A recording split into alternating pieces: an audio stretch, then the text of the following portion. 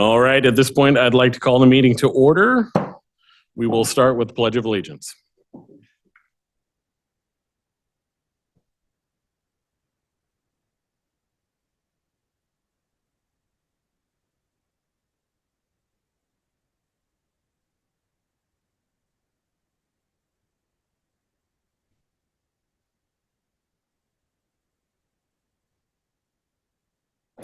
All right, I will ask for roll call. Commissioner Settlemeyer. Here. Commissioner Cox. Here. Commissioner Riles. Present. Chair Robinson. Present. Commissioner LaGrasse. Here. Commissioner Winterode. Here. And Commissioner Ingman. Here. All right, now moving on to approval of the minutes. Has everyone had a chance to peruse the minutes? We have a motion. I'll make a motion to approve the minutes as proposed. We have a second. I'll second. All those in favor say aye. Aye. All those opposed, same sign. And now, business from the public.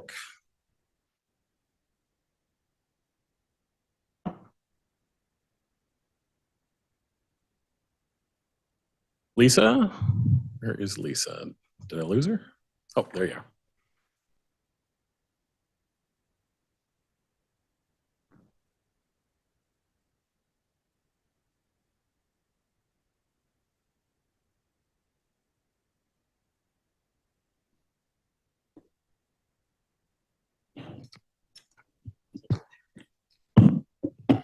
That one. Whoa. Lisa Grotto, Albany Downtown Association, with a quick up on the downtown. So our downtown flower baskets will be returning on Sunday, May 19th.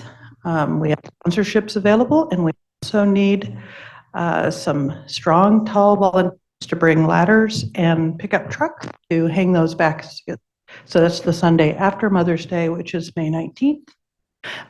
You don't need to be reminded, but it's National Historic Preservation. And so there's lots going on, including the Hidden History Scavenger Hunt that we partner with the Natty Dresser. Preserve Family Photos is an activity over at the museum. There's tours and lots else going on. This microphone is a little special. Anyway, so the Meet Them Neighbors is talking about Mother's Day ideas. We also have our calendar. And of course, this Friday is First Day, but it is also the Rotary Wine Walk. So there's also a new event. There's a downtown art walk for Saturday, May 11th, and lots of other fun things. So thank you so much for your time. Very good. Thank you, Lisa. Do we have anyone online? Doesn't appear so. At this point, we will move into scheduled business. Next on tonight's agenda is a quasi-judicial public hearing regarding planning file HI-04-24, an application for substitute materials to replace the existing siding with fiber cement siding at 906 11th Avenue Southwest. Have all commissioners received a copy of the agenda packet materials, and are you familiar with it?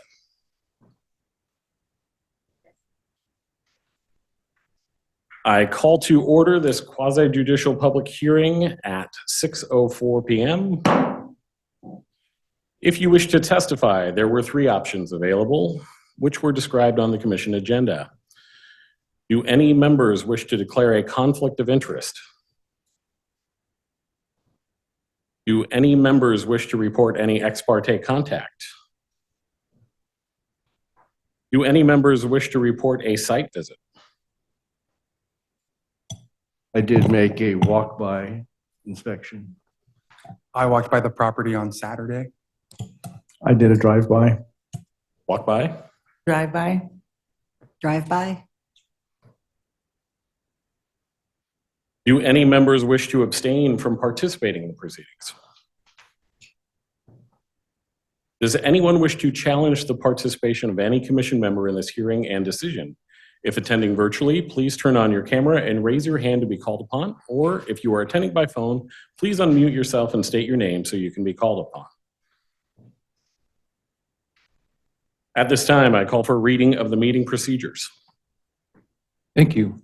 For all those wishing to testify, please be aware that you must raise an issue with enough detail to afford the commission and parties an opportunity to respond to the issue if you later want to raise that issue on appeal to the Land Use Board of Appeals.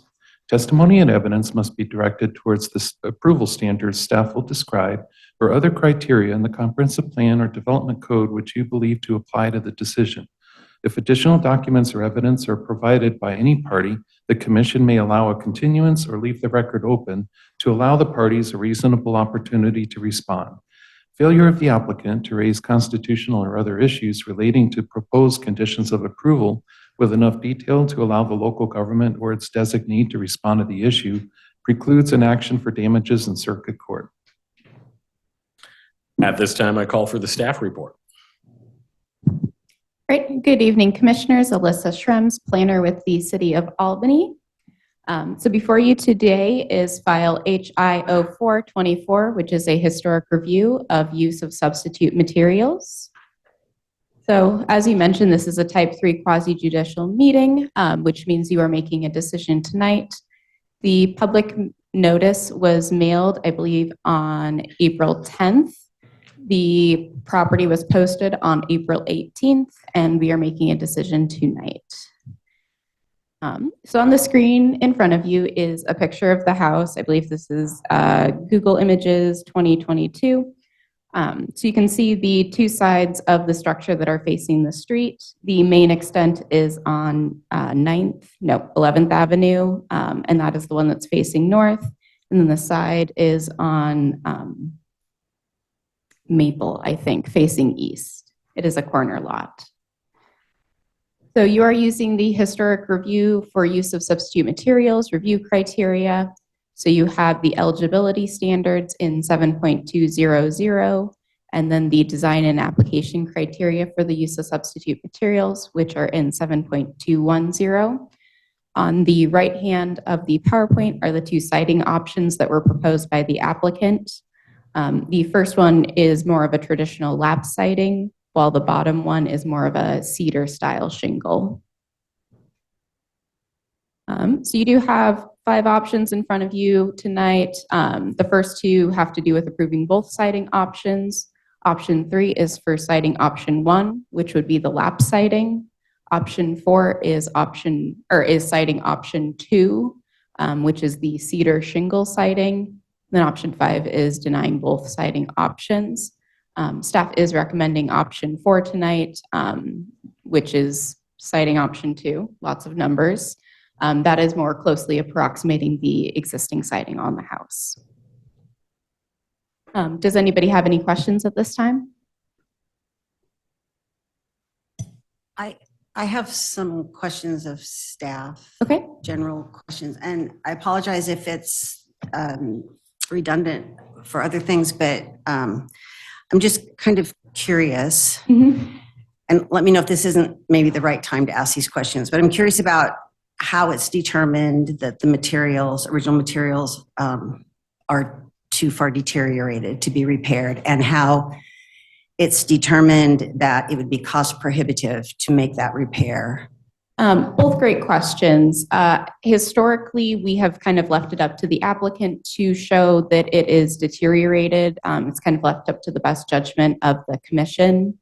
In regards to cost prohibitive, historically, the commission has said that basically if you have to replace it in the lifetime of the structure more than once, it's cost prohibitive to use traditional material.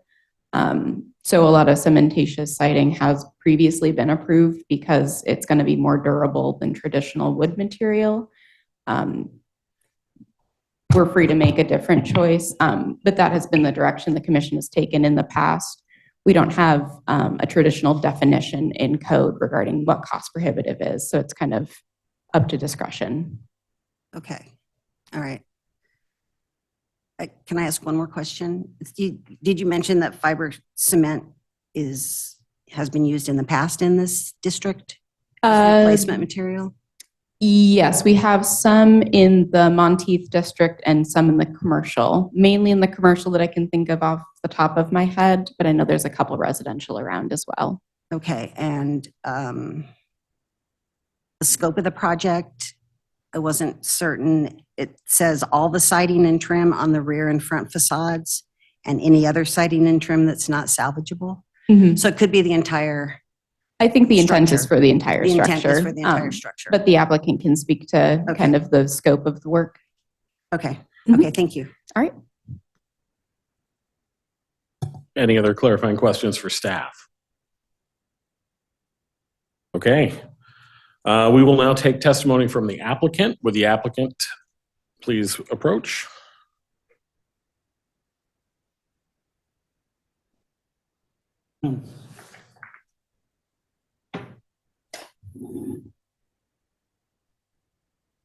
You may proceed. Very good. So the siding options are actually both fiber cement. One of them appears to be a more cedar shingle style, but they're both a fiber cement material. In any event, the reason for the replacement is the rear portion of the house that faces the neighbor is the most deteriorated of the whole house. It appears, at least to my wife and I, that the structure has been painted at least a couple of times. Unfortunately, not terribly well. So that's kind of coming apart. We've been speaking with some contractors trying to figure out what this would cost and what the best options would be. Unfortunately, lead-based paint is a likely possibility there as well. But in any event, the reason for the request for the fiber cement specifically is somebody mentioned, I think it was Ms. Schrems, that it was significantly more durable than a lot of other materials.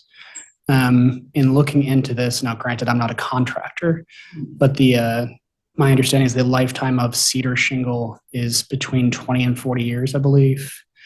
Hardy Plank, in particular, has a factory warranty of 30 years, and they advertise it as lasting the lifetime of the home. So what this would do is, frankly, keep the structure together for longer and keep it in better condition for a longer period of time without additional maintenance. You can see, I'm not sure if you can see that from the Google images or not, but you can see the bottom shingles are sort of deteriorating, sort of like a fence post would if it's too close to the ground. And I believe Commissioner in this direction, I'm sorry, is it Winter Road? Ma'am, I think you had discussed whether the project was for the whole home. That is the request we're making. Whether we actually need to do that would be determined. If there can be some of it that can be fixed and repainted, that's what we would probably go with. But option one, I believe, is the lap siding, which appears to be a lot more available. But if we replace some of it with lap, we would do all of it, so the house isn't mismatched. We would also repaint the structure, of course, redo trim and the like.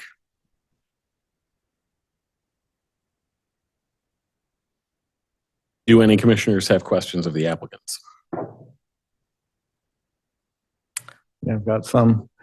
Did you get cost estimates for repairing and replacing as needed the existing cedar shake siding versus using the hardy plank? The only thing I've learned about the cedar shake siding thus far is from the contractors I've spoken with is that it's not generally available in the same reveal, at least in this area.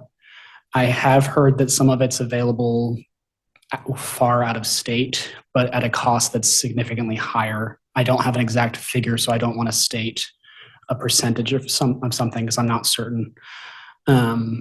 But that's what I've learned. Evidently, the size of the shingle is more the issue than whether it's cedar or not. Is the hardy plank shingles the same size as the existing cedar shingles? Option two is a closer approximation. I don't think that's hardy. I think it's a fiber cement, but I think it's another brand. But in any event, I believe that's significantly closer. The other style would be a smaller reveal. I do know there's other structures in the immediate area that appear to have either the same style of siding or perhaps the same siding. I'm not sure. And then the contractor give an estimate of how many of the cedar shanks are actually deteriorated beyond repair? No. I have a question on option 2. Yes. Can you tell me what the product name is?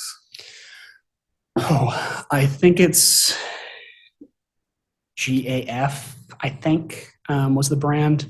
I know they sell it at Home Depot. You can buy it in boxes, sort of like you would roof shingling.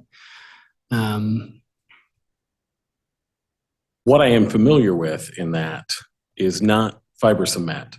So I have a little confusion over exactly which that is, but I'm open to finding out about whatever it could be if it's not what I think it is. What do you know the reveal of the product and the reveal of the current siding? I know the reveal of the bottom product would be, I think the product is larger than the shingles. You just have to sort of shim it behind it in order to match a reveal. I do not know the availability as to option 1 as far as reveals. I think I was told 6 to 8 inches, if I'm not mistaken. Without knowing exactly what that is. Sure. I can say that most products like that are, at this point, they were not formerly, but at this point, very comparable in price to a primed cedar rake shake, meaning the grooved cedar panels. Oh, okay. Labor is, of course, more because they are in smaller sections. They're not panelized like that. But I wish we had a little more info about that second option so we could be more informed. On the first option in the application, it says, I don't believe the fiber cement is wood grained. You've probably been informed that it's important for us in these districts that it's not trying to imitate wood when we use these products and that it's a smooth product. And if we knew exactly what kind of reveal we're trying to achieve, we could get you a better idea of whether a smooth fiber cement is in fact available. From what I've heard from the contractors, they've essentially told me that if you go with their Hardy products, which is apparently the dominant brand in this material, you have a number of options. I've seen smooth fiber cement boards. So frankly, I would probably just tell the contractor, this is what I want. And I imagine it would be readily available considering the type of product that it is. Things changed a lot in the last 4 years, and Hardy discontinued a tremendous amount of products and has slowly reintroduced maybe half of those products. So the availability of the smooth fiber cement, at least from Hardy, is not what it once was. And they are, you were right, they're the 900-pound gorilla of fiber cement. They are the dominant firm. So they typically have the most options for any given product. But I really feel like maybe we need some more information about the reveal and what we're trying to achieve here. You have any more specifics about that you could tell us about the second option? Are you sure it's fiber cement? I'm fairly certain it is because I've worked with it briefly and I had to use a fiber cement blade, the one with like the 4 Gotcha. gullets as opposed to the regular. It is thin compared to what I was expecting when I heard fiber cement. If I'm mistaken as to what it is, it certainly appears to be a very similar type of product. I know it's not cedar. It's a manufactured product of some sort that seems to imitate, if not actually be, fiber cement. Any other commissioners? What did you say the life expectancy was on the 2 options for option 1 and option 2? My understanding, well, those would both be, if they were from Hardy, which the first option is, the warranty that comes with it is 30 years, if I'm not mistaken. And they advertise it as lasting, quote unquote, the life of the home. So quite a long time. These cedar shingles, from my understanding, are typically 20 to 40 years. I imagine mine have probably exceeded that by some amount at this point. How old is the siding on the house? So the main house was built in 1940. With that being said, there's an addition on the home. I'm not certain when that was put on, but the siding is identical on each. So whenever that addition was added, which I haven't been able to determine exactly when that was, that would be the age of the shingles. But at the oldest, 1940, but I don't think they built it and then put an addition on it immediately. So I'd guess at least another 10, 15 years later. There is also a carport that's been added onto the side on the other side of the house. I'm just trying to estimate how long the existing siding has survived. And it would appear that it may be 70 or 80 years. Sometime apparently. Thank you. We will now be taking thank you very much. Yes, of course. You can return to your seats for now. We will now be taking public testimony. I will now call upon those who registered to speak during this meeting. Okay. Is there anyone else who would like to speak? If you are attending virtually, please turn on your camera and raise your hand to be called upon by the chair and unmuted. Or if you are attending by phone, please unmute yourself and state your name so the chair can call on you to speak. Right. This is when I would ask if you had rebuttal testimony, but obviously nothing to rebut. Does any staff member wish to respond to any testimony? No further additional information at this time. Does anyone have any procedural questions they would like to raise at this time?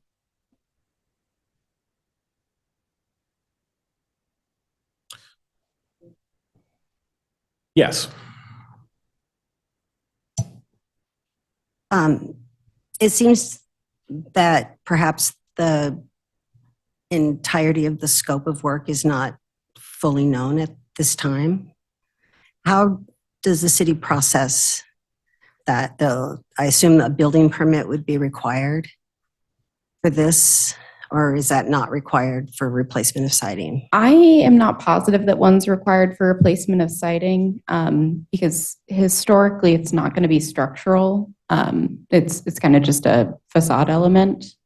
So if replacement materials are or when replacement materials are approved, how is it assured that those materials are used only to the extent that was approved? Yeah, I would, as a condition of approval, I have them doing an inspection. So inspection staff would go out? Mhm. Okay. Yeah, it would be me. And so I believe that is included as one of the conditions of approval. If you choose to move forward with approval, is that they get basically a final inspection from me. I didn't see that in the staff report. I might have accidentally left it off, but it's definitely something we could include. There's Yes. always room to include additional conditions of Some approval. Follow up to make sure. Mhm. Okay. So staff's comfortable with the kind of amorphous aspect of the project description? I would say it's not abnormal for what we receive. A lot of people do not do a full-scale investigation of how bad things are until they kind of know what they're going to have to do. So usually once they've determined that portions are deteriorated, they don't usually investigate too much further so as not to disturb it and really find out what's going on. Okay. So some things, yeah, are left up to chance a bit. Thank you. So I will ask again, does the applicant have any rebuttal testimony?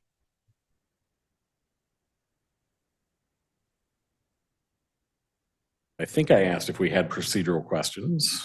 We're good there. I declare this public hearing closed at 6:24. Does the commission wish to deliberate? Yes.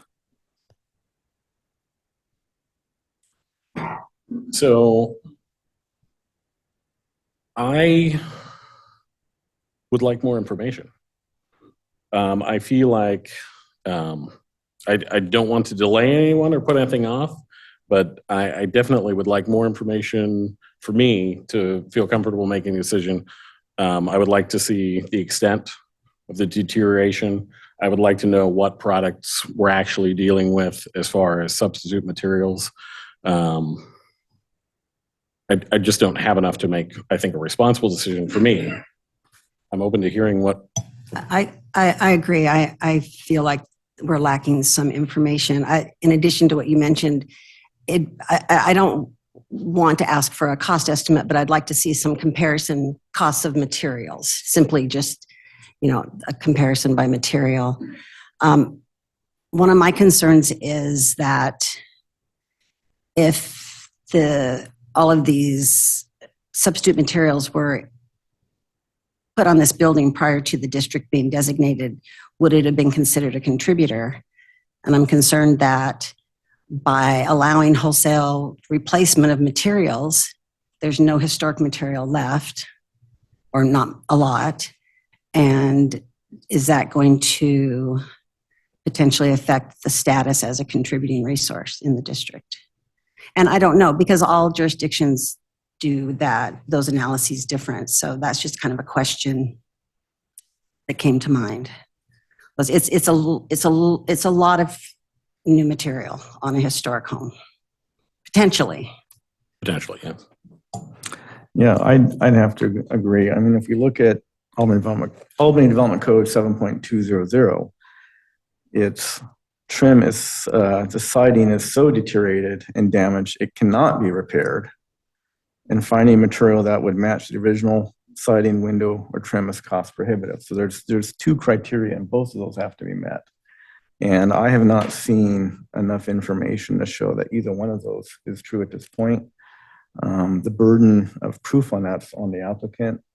And I don't have enough information to see that either one of those is true at this point. I'm especially concerned by a couple things. The cedar siding possibly has been there for 80 years, which shows that cedar has a long life. And the fact that the whole house wants to be done at the same time, even though I'm really skeptical that all the cedar shakes are bad, that all the siding is bad and needs to be replaced. Cameron, may I ask you to speak into your microphone? Do you want me to repeat that? No, but I'm having difficulty. Okay. Thank you. I concur with Kathy and Cameron. I just feel like I don't have enough information at this point to make a responsible decision, or a decision consistent with prior precedent. Any further discussion?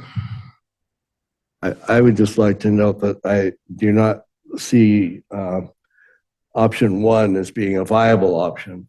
Option two may be, but as has been said, we don't really have enough.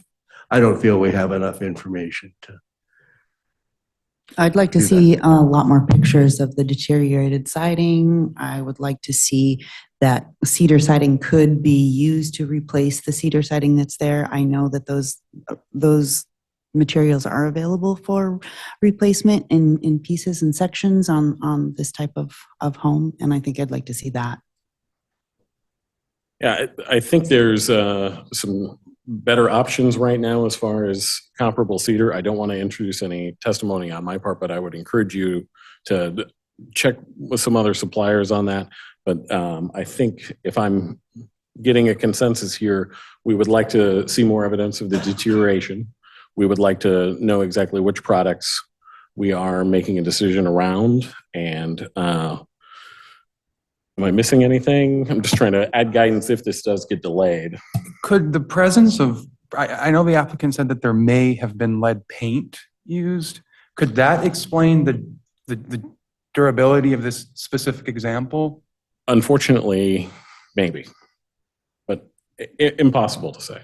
I mean, all of the siding that was put on at that point, if it is original, probably had lead paint, but we'll have to wait another 80 years to see how today's paints hold up. Do we have a motion?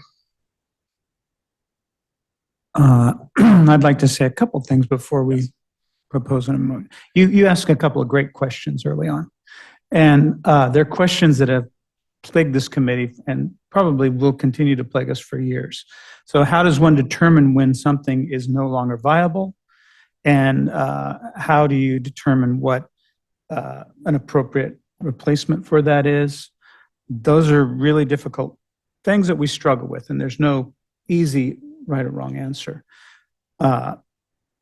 I've done mostly commercial projects over the years, but when we're doing a large commercial project, we'd go to great extent to determine the viability of products.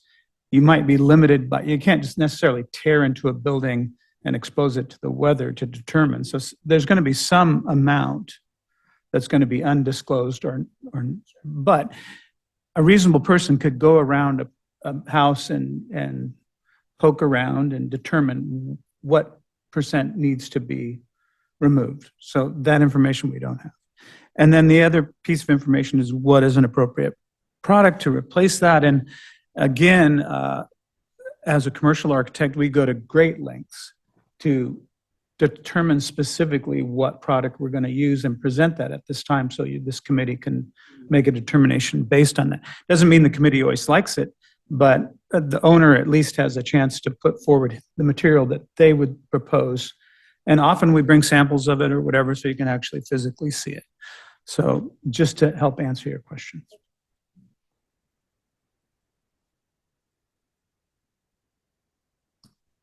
Chair, at this point, may I assert myself on something here? Absolutely. If you choose to leave the hearing open and continue the hearing, the next meeting date is Wednesday, June 5th. You can do that. You can leave the hearing open and have a continuance as long as we state what the date and time is for the resumption of the meeting without having to go back and renotice things. So that's an option that you have. Alternatively, you could also keep the record open to allow people to submit documentation, but then there has to be a period of time for rebuttal testimony and documentation. And then finally, the applicant gets to make, on the third week, they can actually submit other material. But I think for the sake of your discussion, the direction seems to be that continuance would make some sense here. And can I ask you, I'm getting close to this.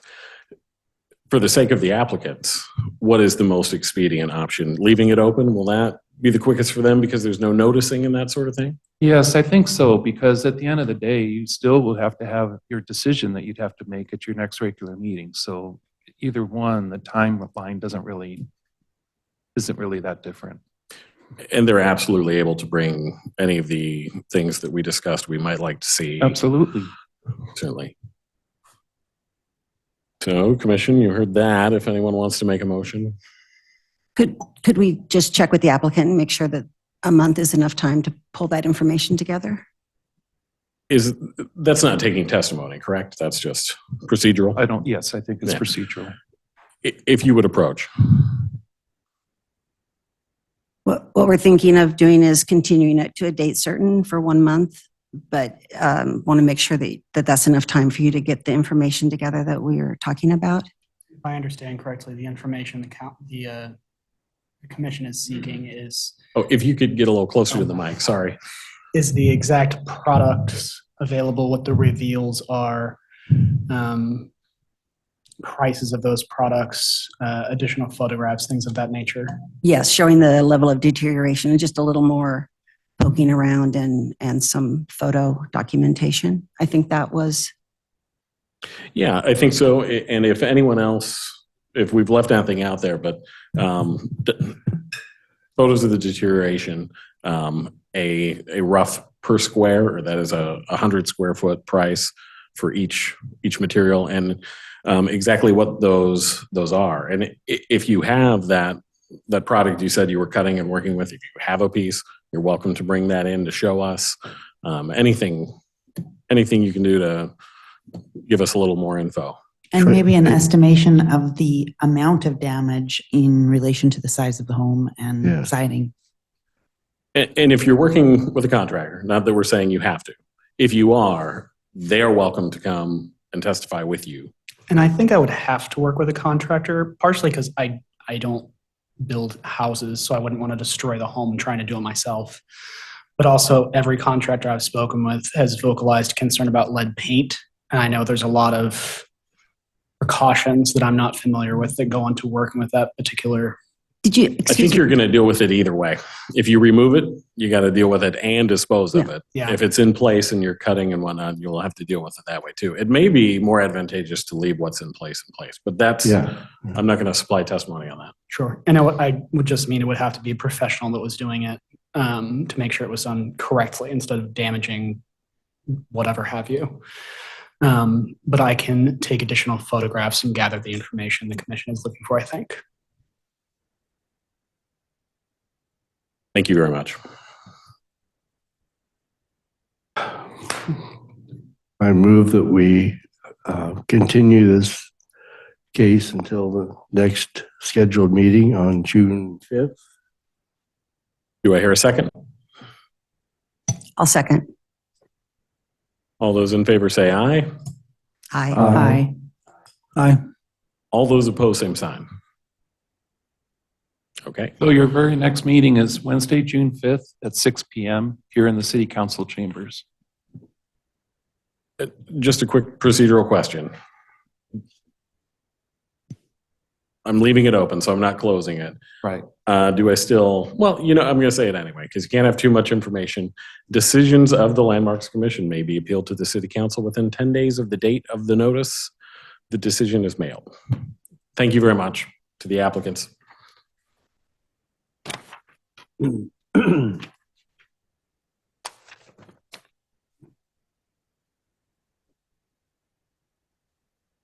All right, moving on. Next on tonight's agenda is a quasi-judicial public hearing regarding planning files. Yes, this is going to be very repetitive tonight, sorry. Planning files, HI-05-24, an application for exterior alterations for the addition of HVAC louvers at 336 9th Avenue Southwest.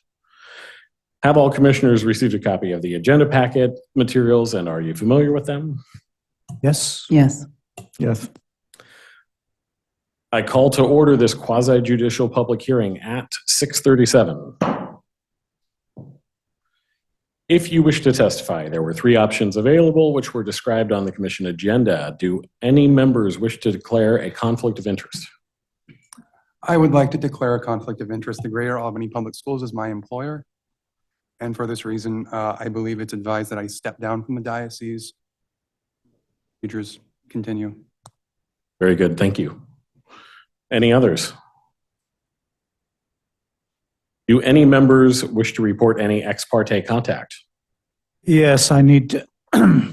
So on this particular project, a couple of years ago, I was actually asked by the school district to come and tour the school over the issue that's resulted in this. It's during the middle of the pandemic, and there were questions about how the school would be used. And so I had a full tour of the school and all the systems involved. And so I was never paid for that. It was just a gratis sort of volunteer look at it and advise the school district on what options. And then since then, they've hired engineers and gone forward. But I've got extensive knowledge of this situation from that site visit. Spent about a half a day. Feel comfortable? Oh yeah, with the decision? I wasn't paid, and I feel like I can, but I need to divulge that I have this information. Yes, very good, yeah. Do any members wish to report a site visit? I've driven by and been inside it. I walk by it all the time. I drove by. Yeah, I have. I drive by it every day. I've been inside the building. Obviously, Bill has. Do any members wish to abstain from participating in the proceedings besides Commissioner Cox? Oh, sorry. Yeah, both walking and driving. Does anyone wish to challenge the participation of any commission member in this hearing and decision? If attending virtually, please turn on your camera and raise your hand to be called upon. Or if you are attending by phone, please unmute yourself and state your name so that you can be called on. At this time, I call for a reading of the meeting procedures. Thank you. For those wishing to testify, please be aware that you must raise an issue with enough detail to afford the commission and parties an opportunity to respond to the issue if you later want to raise that issue on appeal to the Land Use Board of Appeals. Testimony and evidence must be directed towards the approval standards staff will describe or other criteria in the comprehensive plan or development code which you believe to apply to the decision. If additional documents or evidence are provided by any party, the commission may allow a continuance or leave the record open to allow the parties a reasonable opportunity to respond. Failure of the applicant to raise constitutional or other issues relating to proposed conditions of approval with enough detail to allow the local government or its designee to respond to the issue precludes an action for damages in circuit court. At this time, I call for the staff report. Great. Good evening, Commissioners. Alyssa Schrems, planner for the City of Albany. For the record, I want to disclose that I was an elementary school student at Central. I do not believe this has impacted the staff report negatively or positively. I believe it is just based on the criteria, but for the record, I do want to establish that fact. It's out there. So before you today is HI 0524, a historic review of exterior alterations. This is a type 3 quasi-judicial review process. Notice about the proposal was mailed to surrounding property owners on April 10th, and the property was posted on April 18th, and the decision has the potential to be made tonight. So this is Central School. I think it sounds like we're all very familiar with it. It is a corner lot. The primary facade of the school is on 9th Street facing north, and the secondary facade is on Ferry Street facing west. And then as you can see in this photo above, the applicant is proposing to install louvers for HVAC systems in the opening of the windows. I've also labeled the existing louvers, which are just located below. They're kind of throughout the structure, but they are generally camouflaged by being painted the same color as the surrounding materials. So the review criteria you're going to use today are exterior alterations generally, which are ADC 7.120. The exterior alterations criteria, which is 7.150, and then we're guided by the Secretary of Interior Standards for Rehabilitation in 7.160. So we have three options before you today. Option 1 is approve the request as proposed. Option 2 is approve the request with conditions of approval.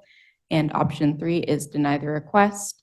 As a side note, in the event that I left off the condition about doing an inspection, I would ask that we put in a condition requesting that staff do a final inspection before building permits are finalized. I have been doing that with other decisions. I think it just didn't happen for these staff reports, but that is something I'm starting to do. So if you choose to approve, I would just ask that that be added in. Does anybody have any questions for me today?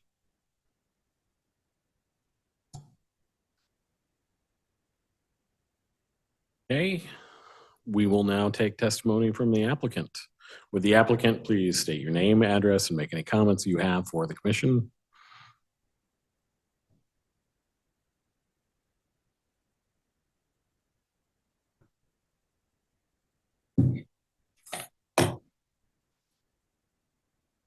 Hello, I'm Marlene Gillis with Soderstrom Architects. I'm the president of the company, and I do our K-12 architecture. Need my home address? Sorry.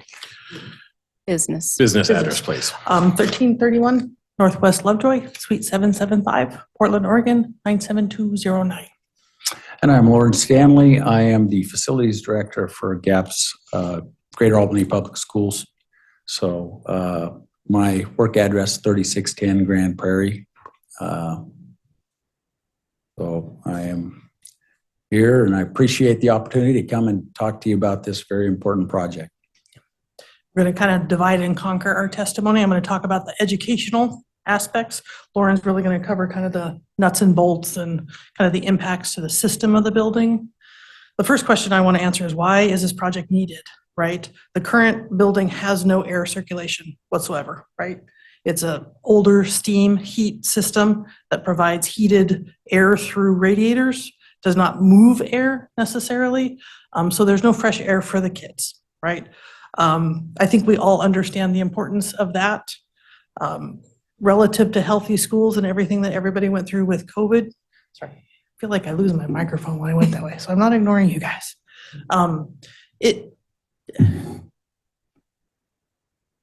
Thank you. I'm afraid to touch it. There's plenty of studies about the impacts to education in the due to the educational environment, as far as healthy air, daylighting, acoustics even. So all of those things really play into what we're trying to do for the students in this space. Carbon monoxide flushing even. When you don't have air moving in and out of a room, carbon monoxide can build up, can end up making the students sleepy even by the end of the day, harder to learn, harder to pay attention. These are already elementary school students. They have a lot of BTUs. They get a lot of excess energy out, and I think it's really important that we provide them the best environment to learn in. Why this approach, right? So the very high level approach is we're taking the existing very heavy steam radiators and we're replacing them with modern controlled units that allow the district to monitor and control every space remotely even, which is something obviously we can't even get a consistent temperature out of the current system. So that's a tremendous improvement over what they've got. We're taking into account the existing structural configuration of this building, this essentially 3-story building that has some challenges. It has been seismically retrofitted, but when we did a study, I want to say a couple years ago, to talk about a different approach to solving the mechanical issues, we ran into so many structural impacts with changing any large significant dead loads or weights of equipment in the building. You know, it's got the boiler in the lowest level. It's got these radiators in each of the classrooms and the corridors. It ended up being prohibitively expensive in the multiple millions of dollars, partly for the mechanical costs, but a lot of it was the structural costs and just the impacts of winding all of that through the building. And even that would have required a same or similar solution here. We still had to get fresh air into the building, which it doesn't currently get. This system that we're proposing is heating only. I think there were some questions from the community about whether there's air conditioning or not. This is just providing heat. This isn't going to provide air conditioning. It's the smallest, kind of lightest touch possible to the existing building. That was a very deliberate approach where we are taking and putting new equipment in as close as possible to the location of the existing equipment. And we're providing impacts to the exterior of the building that can be completely removed in the future if something changes.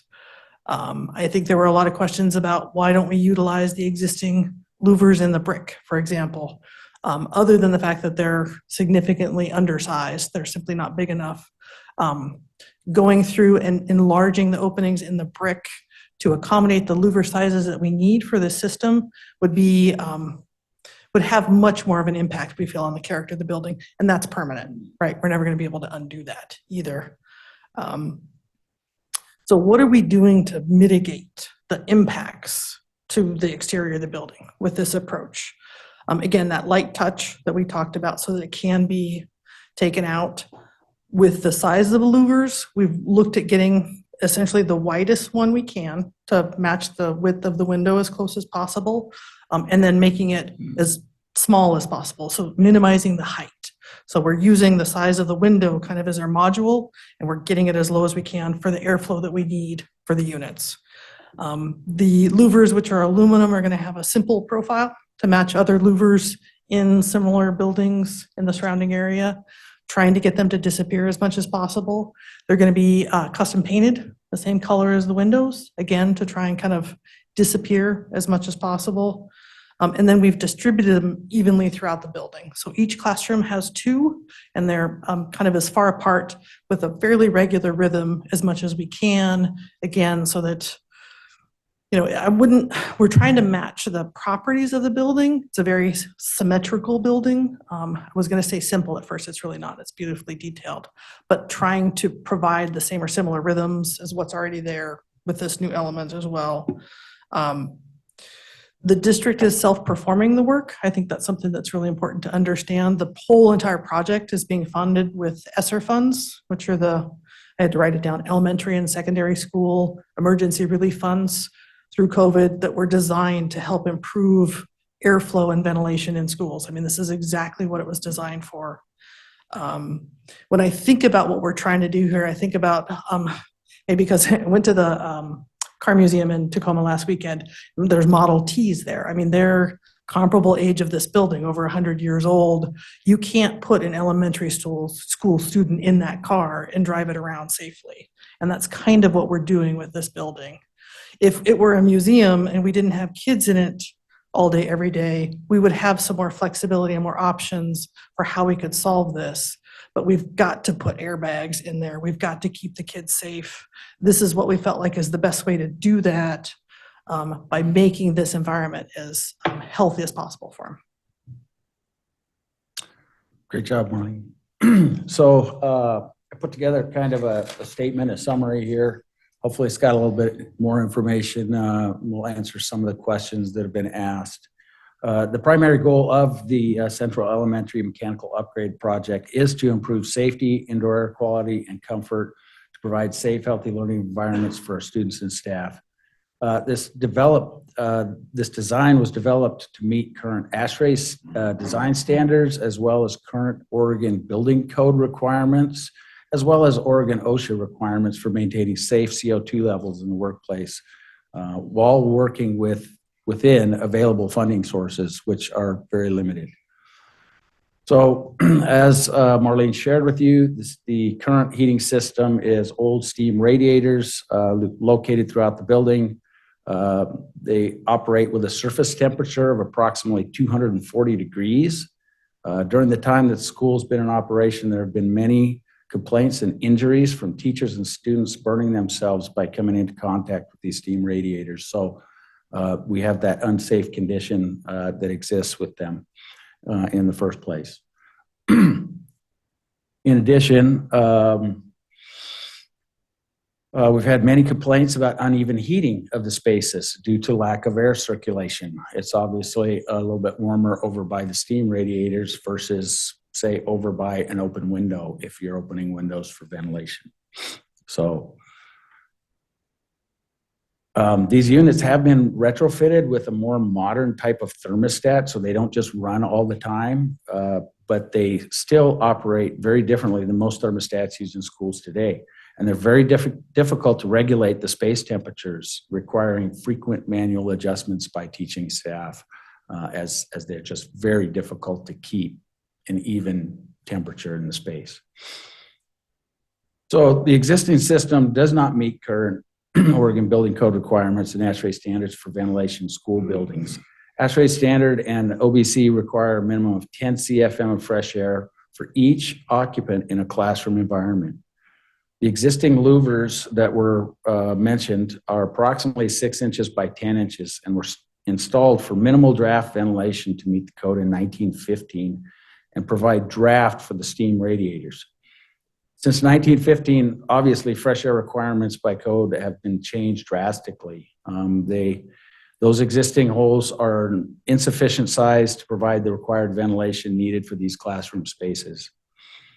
So the proposed project would replace the existing steam radiators with new steam unit ventilators equipped with supply air fans and outdoor air supply and relief dampers. The new system would allow us to control and filter the air intake and also relieve pressure from the area, and would properly circulate the air inside the classroom spaces, providing far better temperature control. In addition, the system will be controlled using a digital control system, which will monitor temperature and CO2 levels in each classroom space and control heat and ventilation operations. If CO2 levels start to rise, then it will open up the outside air damper and bring in more fresh air to keep those CO2 levels in a safe level.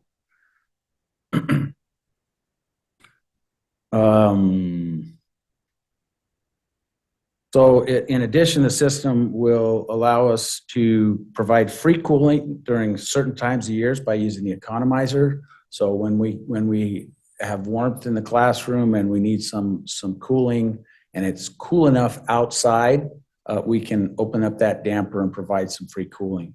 In addition, when it's really warm, summer times, we can ventilate the building early in the morning, at night and early in the morning, and try to bring the temperature of the structure down so that it's cool at the start of the day. And that we found that drastically helps in some of these older structures in keeping the temperature a little bit cooler during the day. So.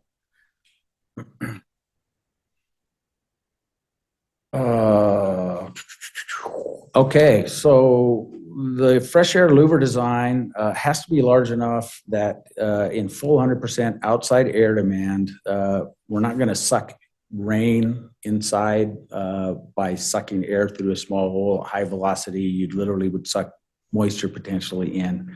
They are currently 42 by 24 inches. They're made out of aluminum. And if we don't provide large enough size, we can't bring in sufficient fresh air to meet code and control CO2 in the building. This fresh air also helps in mitigating viruses, sickness in the building, and by diluting air and providing fresh air to breathe. As Marlene shared, we've selected these louvers to try and match existing louvers and will be color matched to the color of the windows.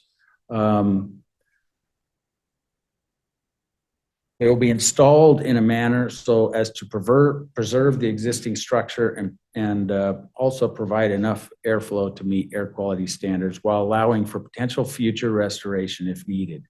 Installing these will not affect the other windows from operating if they actually work. Opening the windows currently is a real issue. They're very old. Many of them are non-functional and really not safe to operate. So we've had quite a few staff injuries operating those windows. Many of them, the ropes are broke. It's very difficult to work on them. We have lead paint on all of the window systems as well as asbestos in the walls. So accessing those to make repairs is really not, it's not easy. It's not cost effective.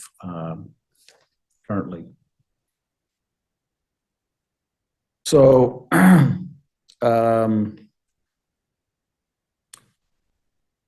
in addition, we can't install screens on the windows, so we have problems, excuse me, with wasps, flying insects, and sometimes even birds are able to enter the classrooms when we open those windows for ventilation. So, as well as wind-driven rain when we have severe weather.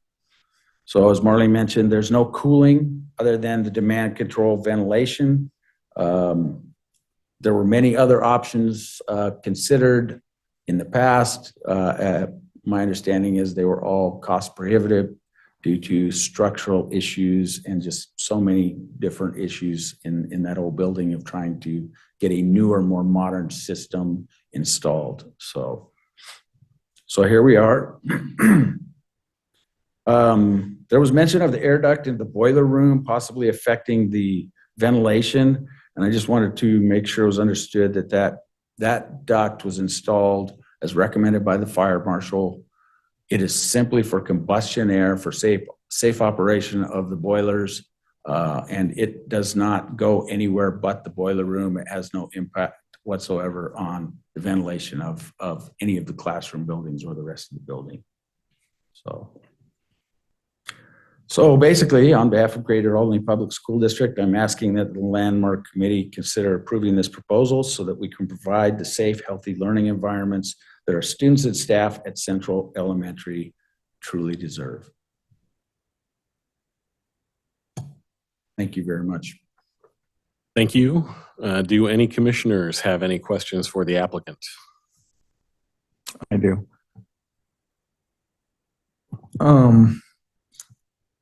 Have you looked at, like where I work in my office, my day job, all the HVAC stuff is mounted on the roof, which is fairly typical for a lot of modern offices. Obviously, this is not a modern office. Have you looked at roof mount instead of in the windows? Yes, from what I understand, and I wasn't here, but in going through the documents and talking with people that were, the roof structure will not support the weight. While the building was seismically upgraded, that primarily just ties all of the components together so that in the event of a seismic event, it doesn't come apart and doesn't collapse. The current roof structure, from what I understand, will not support any additional equipment put on it without major structural modifications. So do you have any idea what kind of costs that would be? And then also, not being my area of expertise, what kind of funding is available from the federal government for this kind of stuff? Is there a limit to that could cover a more expensive option?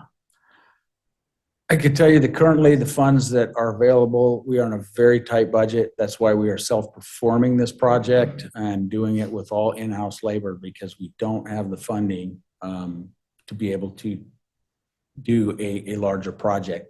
My understanding was that it was above $6 million to try and put a system in, and that was an estimate at the time.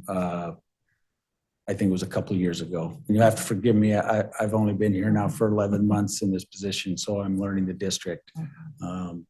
But I can tell you this is a very significant need. I was quite shocked when I came to the district and saw that we had a school that still had steam radiators and no ventilation in it following COVID. Has the school district attempted to get a larger federal grant for something like this? I've been involved in some of the federal grant programs available, and a lot of the first thresholds for those are being identified as a specific community in need that is identified through their website. I forget the name for it. And I don't believe any of the Albany schools are in there. It's like, I think Renew America Schools is the big one. To my knowledge, other than the seismic grants to upgrade the school, which could potentially tie in and help with that if we can do that together. Those are state grants, and those are getting more and more competitive too. There are not grants available for this work that I feel we would have, that we would qualify for as a district. When I say we, simply because there's some, it's a demographic requirement. The last time when I looked into it, I don't believe, and it's specific enough, it can be individual schools within a district too. I can confirm that, but I don't believe they were in there. And that grant itself is competitive enough. One school in Oregon got that grant last year, for example, of all of them.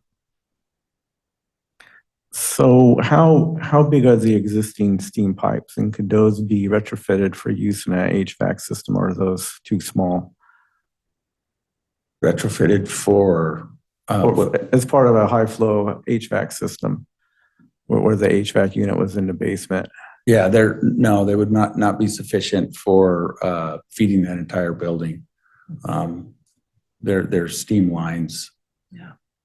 So they're designed for steam transport. And even our more expensive previous, $6 million plus construction cost, that would have still had to provide some fresh air through the exterior walls into the classrooms and the spaces being served. There really isn't an effective way to do that otherwise.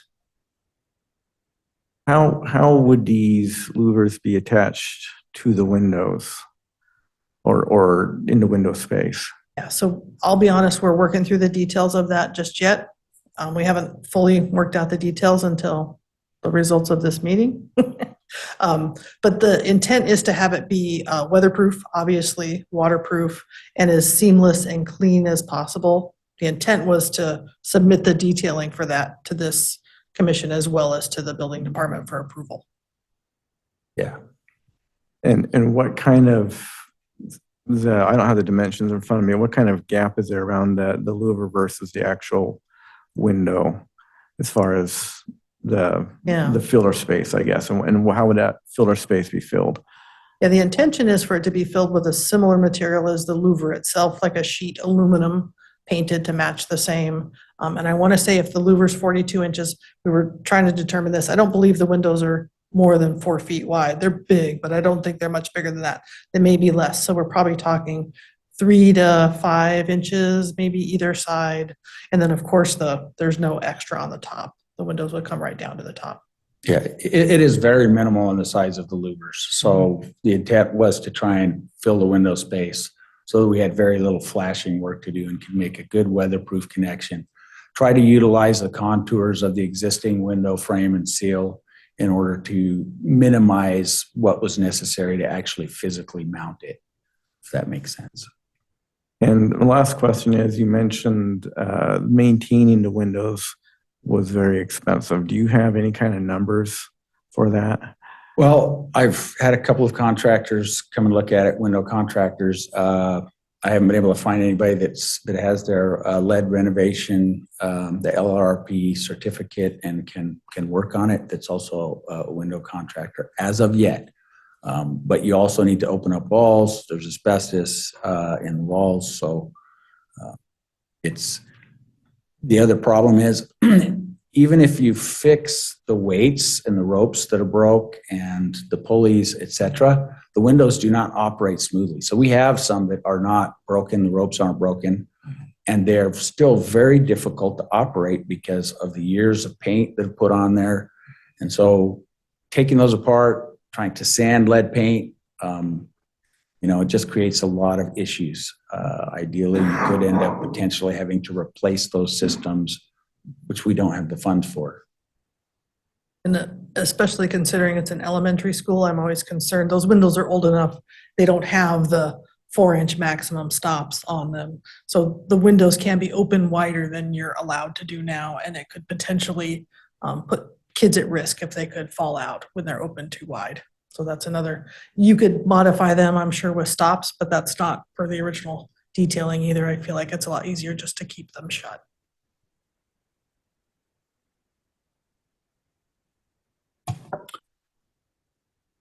First of all, I'd like to commend you on arriving upon a very elegant and simple solution. I've been an architect for 40 years. I've done many national registered buildings in Portland, in Salem, and Albany, and in pretty much that area. I know this building well. I saw the first few proposals. They were very expensive. And I think the thing that we need to keep in mind as a committee is that this is the National Historic Register of Historic Places, not historic facades, not historic buildings, but places. And the thing that I like about your solution is that it retains the historic place. It retains the historic systems. You've updated the system and you've updated both the ventilation and the heating control, but they're still essentially the same things. And it's elegant to me because you struggle. Cameron had some questions about these systems, and I know them very well. They're highly destructive of the historic fabric. We're not talking about a decorated box here. We're talking about a Charles Burgraff engineering wonder inside and out. And I think it just is a very different perspective I have. And, but I do have a little bone to pick. You've said twice now that we're going to, sort of downplay the louvers by painting the same as the window frame. Well, the louver is the opening. The opening is dark. When you paint it white, it stands out like a sore thumb. If you don't believe me, try it. I would prefer to see these louvers be dark and look like an open window, which they are. Other than that, I think you guys have done an exemplary job, and I'm really glad that it's both affordable and that this building will continue to be a local school for local kids, because it became very close to not being that. And your work and diligence in finding a solution that is both non-destructive to the original building and cost affordable should be commended. Thank you. That's one of the easiest changes I think we can commit to pretty easily. So yes, thank you. Any other commissioners? Any questions for the applicants? Thank you very much to both of you. You can take your seats, at least for now. We will now be taking public testimony. I will now call upon those who registered to speak during this meeting. First up, we have Bernadette Niederer. Oh, I'm here. I commend, likewise, I think this is a pretty low profile solution, but I think the application really isn't quite complete. And I think I'd like to see more details. I'd like to see the actual size addressed much more and, you know, the depth of the unit. Will it be projecting beyond the window sash, that sort of thing? The material wasn't mentioned in the application. I think it came up now. It's great. You know, aluminum is fine. But it really should have been part of the initial application too. And I think it's important for you all to know, you know, how these are attached. You know, it says there's no significant fasteners. What exactly does that mean? Are there insignificant fasteners? You know, where is it being affixed to? And then that's sort of on another level, I'd just like to know what the percentage of coverage is. You know, is it a fifth of the window opening that is going to be this louver set, or is it a tenth of whatever? And some of that is that I think for future reference we need to know what these details are, what the parameters are, what we are agreeing to. And so I think, it's important for those questions to be answered in a very substantive, rational, data-driven way, not just it's going to look nice and we can take it down when we're done with it. I'd like to be much more specific than that because it is a very significant building. Also for the school district, and I think, from a preservationist standpoint, and I've just thought of this, it's not part of my written testimony. I think I'd like to see a parallel pursuit of having the remaining windows that don't have these louvers be as a trade-off, be maintained, or finding a way to have them be operable, because I think that's where your cooling comes in. That's where you used to call it sailing the building. In the summer you open, you get it open, you ventilate, in the evening, you make sure if the upper sash moves, you can bring it down to get the air out and have a circulating system. And that's built into the building already. And having that come back and be an effective way to help cool the building would be important. And so that as a parallel to the mechanical systems. And that is it. Thank you very much. Next, we have Lauren Stanley. Oh, gotcha. Next, we have Jill Nelson.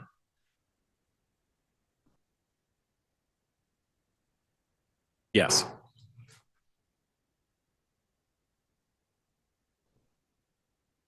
If you would please state your name. So good evening. My name is Jill Nelson, and I live at 2039 Chase Loop Southwest. I'm in my 6th year as a parent of students at Central. My daughter is currently a 5th grader there, and my son previously went through as a 3rd through 5th grader before she was a student there.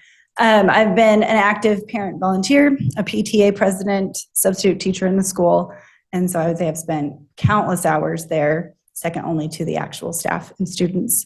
When my husband and I were looking for a home 7 years ago, we intentionally moved to the Central Tahkeena zone. We love our downtown community and the charm here.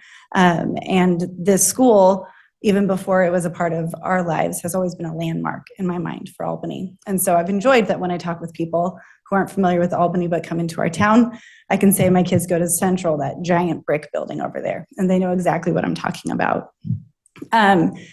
We love this place and we love the historic charm here, and we definitely want to appreciate and preserve that. But we also have some concerns with the building, and that's why we hope that you will approve this application. I'm going to repeat a lot of what's already been said, but I just want to affirm what has been said, that COVID revealed concerns with the air quality within Central.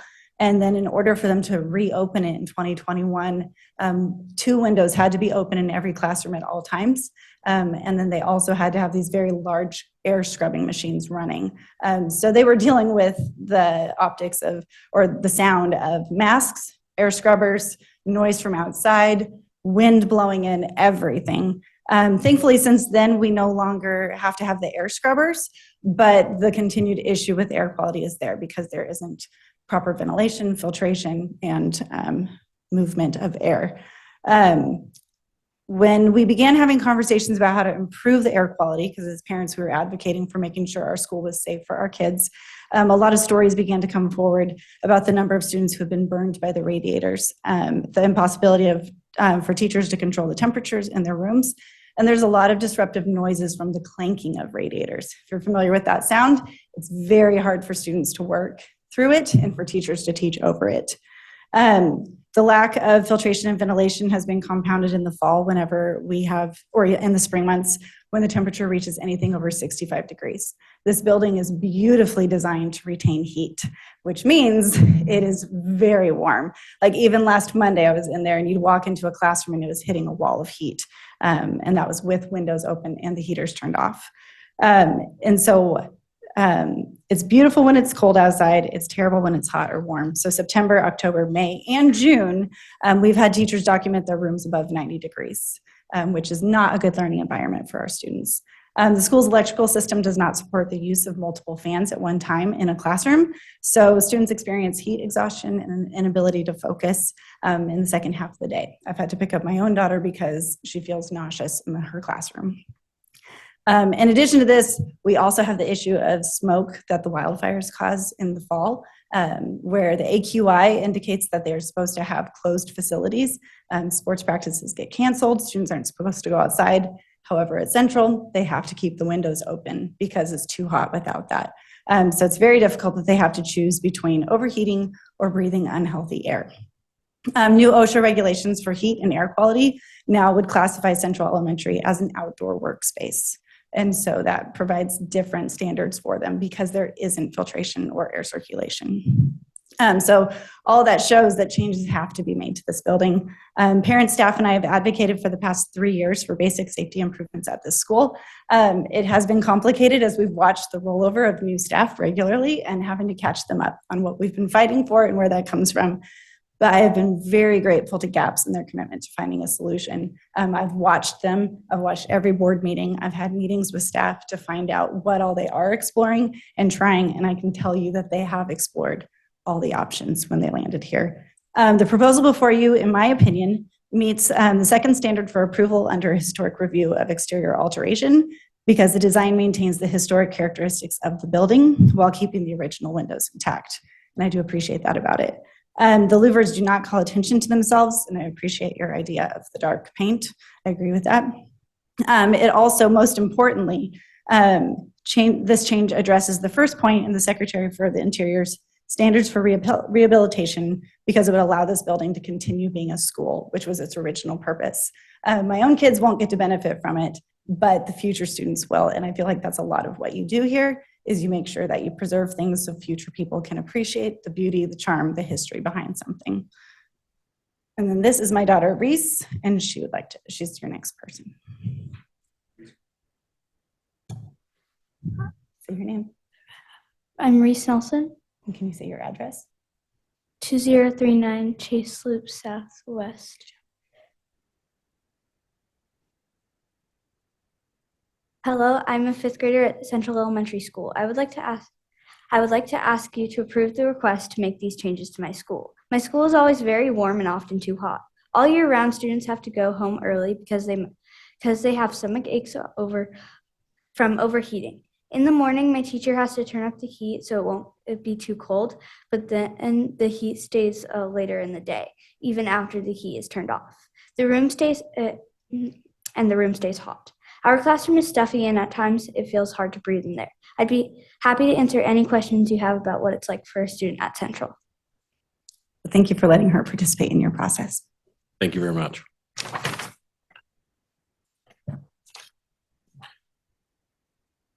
Next, we have Shannon Richards.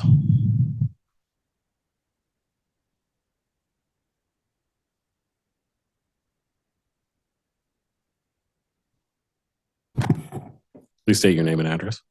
Good evening. My name is Shannon Richards. I live at 2934 Northeast Kinsey Lane in Albany.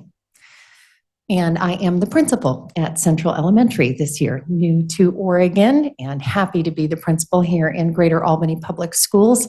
My primary roles as principal, I would say my number one is student safety.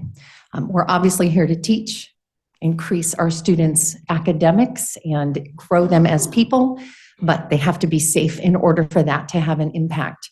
One of my big concerns in keeping students safe at Central is the windows.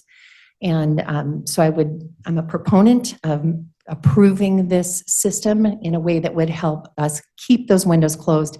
I had the unfortunate experience in October, getting ready for a staff professional development. Students weren't there that day, and getting ready to head into the library to teach my staff some new things. And windows were open in the staff lounge and had to be propped open because, as Lauren mentioned, the weights and pulley systems are broken in many of those windows. And it was held open by a roll of paper towels. And I pulled the roll of paper towels out and the window wouldn't budge. So I moved it a little and it slid very quickly and trapped my left hand in the window. I have often closed windows in the building when no one was there. And thankfully, this was not the case because I could not free myself from the window. So I was using my right hand to try to open that window, and I could not.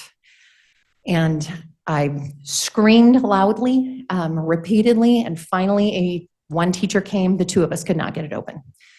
And we continued screaming, and 3 and 4 and 5 more teachers came, and eventually were able to pry that window open enough to get my hand out. I could not lead the professional development. I had to go to urgent care, where they cut off my wedding rings because my fingers were swollen. Thankfully, they were not broken, but it was quite tough. My hands have not quite healed yet from it. I don't quite have the strength back in either one. Still, I can say I'm glad this happened to me and not one of the kids. It would have been much worse if it had happened to a student. I've often worried about students with those windows open. They are kids. We do our best to teach them not to stick their heads out of those windows, but they have a tendency to do that. And it would be much worse were a child to stick their head out of that window and the window to come slamming down. So with all of that, I say, please consider the safety of our children, not only with the air quality and the CO2, but the danger that it presents should they be unfortunate enough to be there when the window comes sliding down. Thank you. Thank you. Up next, we have Dick Olson.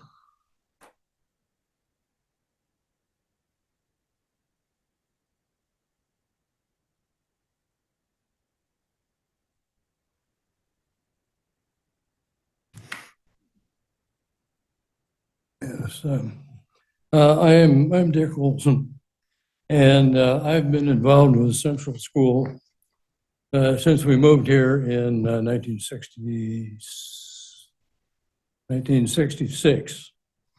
And somehow or other, I was appointed to be on a committee to look into how Albany would be in the future.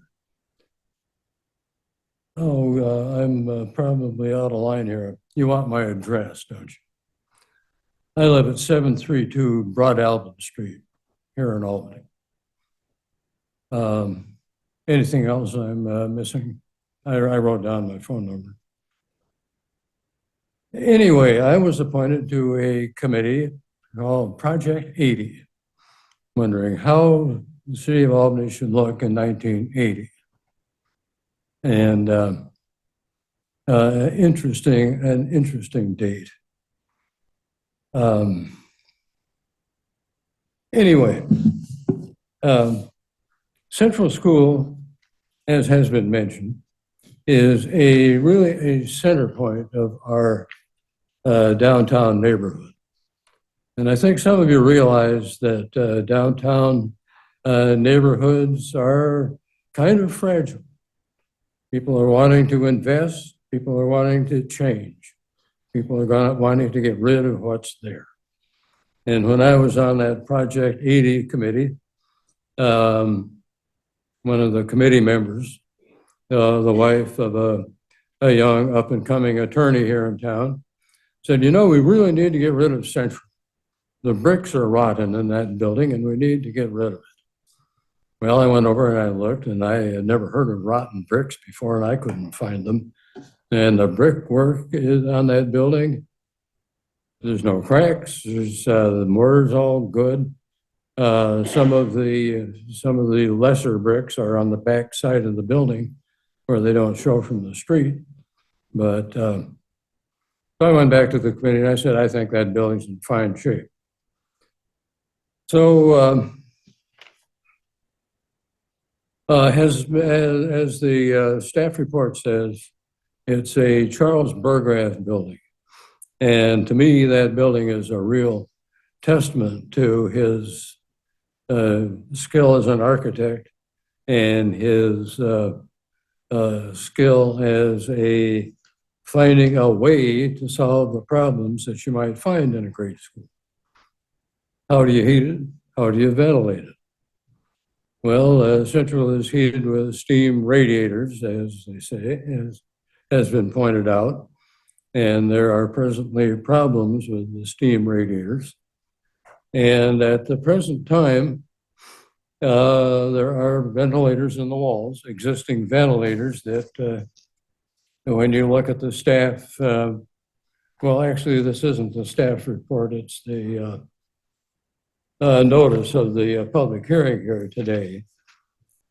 But you can see the existing louvers.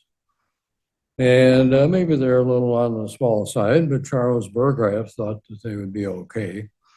And I think they were okay until something unfortunate happened.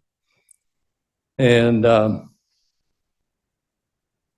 question is, how do you get ventilation into the building? You've got the openings here for the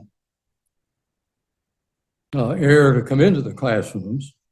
And you'll notice that those existing ventilators are there for the classrooms, but not for the office or other rooms in the building.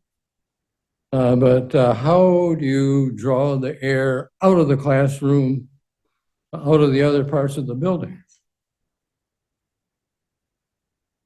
You need some kind of a way to provide a draft to provide circulation of that air out of the classrooms.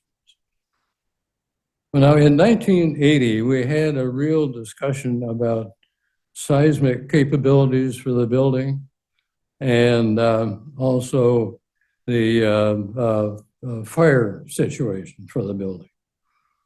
And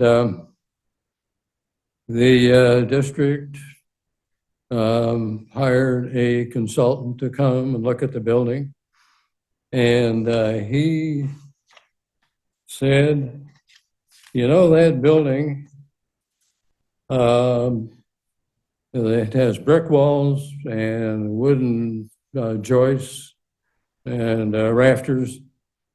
And those joists and rafters just sit in notches on the brick walls. And there are no anchors to anchor those joists and so forth to the brick walls. If there's an earthquake, the walls will fall out, the building will collapse. Well, interesting that a daughter of a person came here and testified. In my case, it was a daughter of a little older. She had just finished 6th grade, and she was walking home from junior high. And she went into Central to see if her 6th grade teacher was still there. This is back in the good old days when grade school was K through 6 and junior high was 3 through 9. And she went in, she found Mr. Stephen, her 6th grade teacher. They were playing Dungeons and Dragons, and they had a good time. And he, as she was leaving, he told her, you know, there's going to be a school board meeting tomorrow, and they're going to decide whether to keep Central School or whether they're going to condemn it and tear down the building. And she came home, and he told her that meeting's going to be tomorrow. And the kids have been sent home with notes that they don't have to come back because the building may be that dangerous. So she came into the house, and I was standing there. I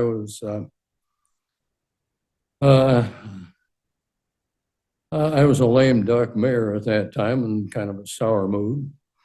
She says, "Dad, they're going to tear down Central School." And that was kind of the last straw. And I yelled at her, "Rachel, I don't want to hear this kind of stuff." But I thought, well, I'll check on that tomorrow. But I did call up the neighbor. And I found out that, yes, there was going to be a meeting. And I'm not going to recite the whole story, but if any of you are interested enough in reading about it, I've got some copies of it here. And the one thing and another, we were able to find not the blueprint, but a rough draft drawing of how the architect, Charles Burgraff, was going to design it. Here is and I think Alicia gave you a copy of these, and you've Yes. seen it. Yeah, And this is the front door of the school. And what he was interested in was, interestingly enough, a balcony that Central School had at that time. And the question that the representative from the school was talking about, that the overhead that Cameron mentioned might be a place for the air conditioning equipment, that balcony was suspended from the overhead by steel rods. So the overhead in this building is plenty strong for air conditioning equipment. And so anyway, I looked at that drawing that my friend Lee Rohrbaugh had in his possession. And I said, "Lee, can I take these to the school board meeting tonight?" It was going to be a night meeting that time, and they were going to make their final decision.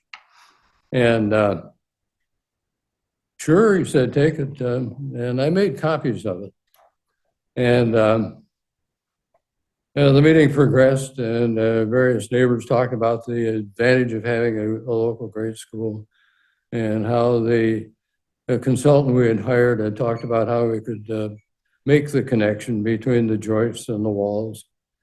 And when it got to be my turn, I handed this out to the school board. And I said, "Can anybody read the writing in the upper left-hand corner here?" And I don't know if you can make it out on your copies. Have any of you been able to read what this word is in the upper left-hand corner? Well, there was silence on the school board too. Finally, somebody mumbled, "I think it says anchor." I said, "I think it says anchor too, also. And I think you better get somebody else to look at it." And since Central School is still there, you can read the rest of the story as to how that all happened. But aside from keeping the school, the other thing was they called in the state fire marshal. And as was testified, he recommended that they put in a ductwork to take in outside air to go to the boiler room. And the building had been fine. Let's see, this is 1980, and the building was built 1915. The building had been fine for decades without any extra air going into the boiler room. And I hadn't thought about it much until I was over at Central. I made an appointment to go over to Central, look at my main objective is to look at what these small HVOC equipment looked like and how it would work in the rooms. I'd been over there during the COVID and they had ventilators in the rooms and they were just awful. The noise and the vibration, and I could see why kids weren't going to school. So I went over there and he showed me what they're doing in the lunchroom. And but then, and we looked at the duct going to the boiler room, and I talked about I didn't think they needed that.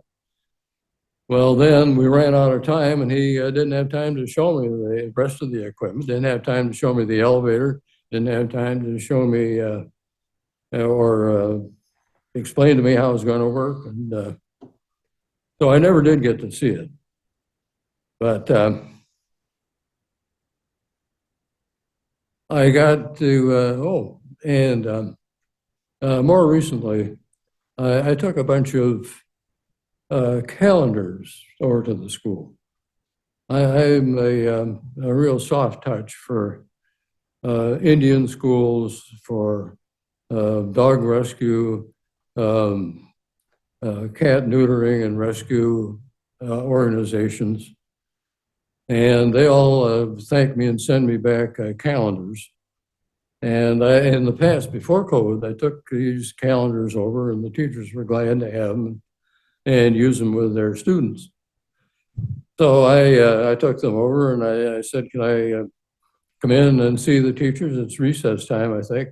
Well, no, the principal isn't here. You can't come in. Okay, well, I said, well, when is the principal there? Well, the principal will be here next week, Monday, Wednesday, and Friday.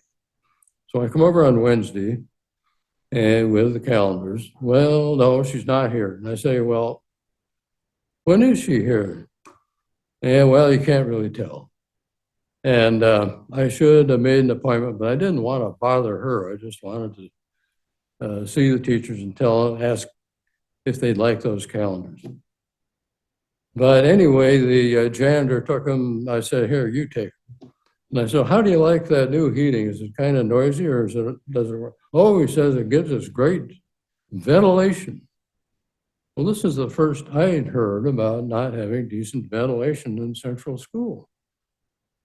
When my kids were there, and they were there from 70 to 79, I hadn't heard anything about a poor ventilation. And so I got to thinking, what changed? What has changed? Or why there's a lack of ventilation now? And my thought was and is that when they put in that big duct, and it's big, it's like this and like that, so it must have been designed to handle a heck of a lot of air going into the boiler room. And my thought is that those existing ducts were designed to bring air in, and the air was going to be pulled out by the air going out of the boiler room, out of the rest of the school. Now, I don't think people do that because now we can have small fans and various other electrically controlled things, and you don't need that. But I think that's the kind of thing that either Burgraff would have invented or would have been aware that he could do. So there are problems at Central, but my thought is that you do need air conditioning. And I've talked to people that have been there recently, worked in the school. A good friend of mine was there for 3 years. And the rooms, particularly on the east side, are too warm. And it's hard to control the heat in the other rooms because the radiators have those old valves. And I think people are not accustomed to figuring out how to use those valves, and they may be worn out besides. So talking to a friend of mine who is involved in heating and cooling and air conditioning, he says it's an easy situation to put new modern electric valves on those old radiators. And Sounds like they are, yeah. yes, and have thermostat in the room, not someplace in the district office or someplace. Have them in the room so people in the room can control the temperature in the room. I certainly don't want to cut you short, but we do have. I'm taking too much time. Well, we do have another hearing, but I appreciate the input. I'm aware of that, yes. So I think we can, the radiators can be controlled, and I think the ventilation can be stepped up by getting rid of the big duct that goes into the boiler room. Close that off and see if you don't get ventilation through the louvers and into the building.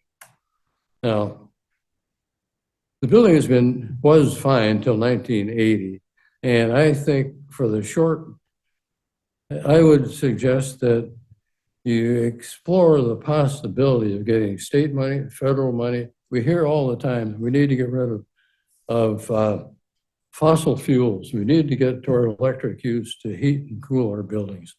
And see if we can't get that kind of cooling in the building. Continue to use the steam radiators when it gets really cold, but go for an HVA system. Put the mechanics on the roof. You could there's plenty of room to put ductwork in that building. It's got 13-foot headroom between the floor and the ceiling. 13 feet. There's plenty of room for ductwork up there. So I've got copies of my story on Saving Central School. If any of you didn't get it and are interested in it. And I'd like to answer a couple of questions about that was raised. Radiator temperature. My friends tell me that there's equipment available now. You can control the maximum temperature of steam radiators. So that can be done. Ventilation, we've talked about that. Windows, sash ropes are broken. We have a company right here in town that specializes in fixing double hung sash windows like these. We had that done in our Carnegie Library. The windows now operate nicely and easily. I have double hung sash windows in my house. In the upstairs, they date from 1888. Same windows, same weights. I did put new cords on them. But they operate with one finger if they're lubricated properly and used on a regular basis. I think that's about it. But I would like to ask that you reject the request for the new, bigger louvers, pardon me, so that it will encourage the GAPS staff and the school board to come up with a better solution for putting some air conditioning into that room, continuing to use the radiators, and do it on a cost-effective way of doing it. And I want to say that I think the present school board and the present staff, the present superintendent are doing a good job, and I hesitate to criticize them, but I'm asking you to please reject putting these extra louvers in the windows.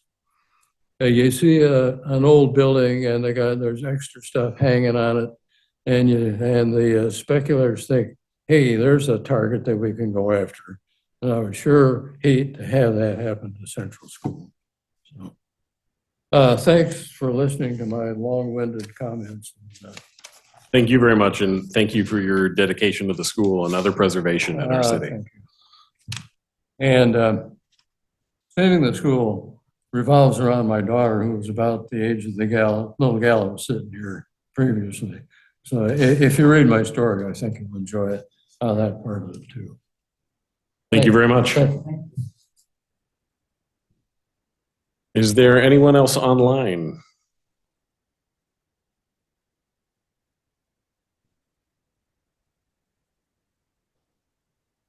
None that are unmuting. Okay, very good. Does the applicant wish to respond to, or does the applicant have any rebuttal testimony? Yes, please.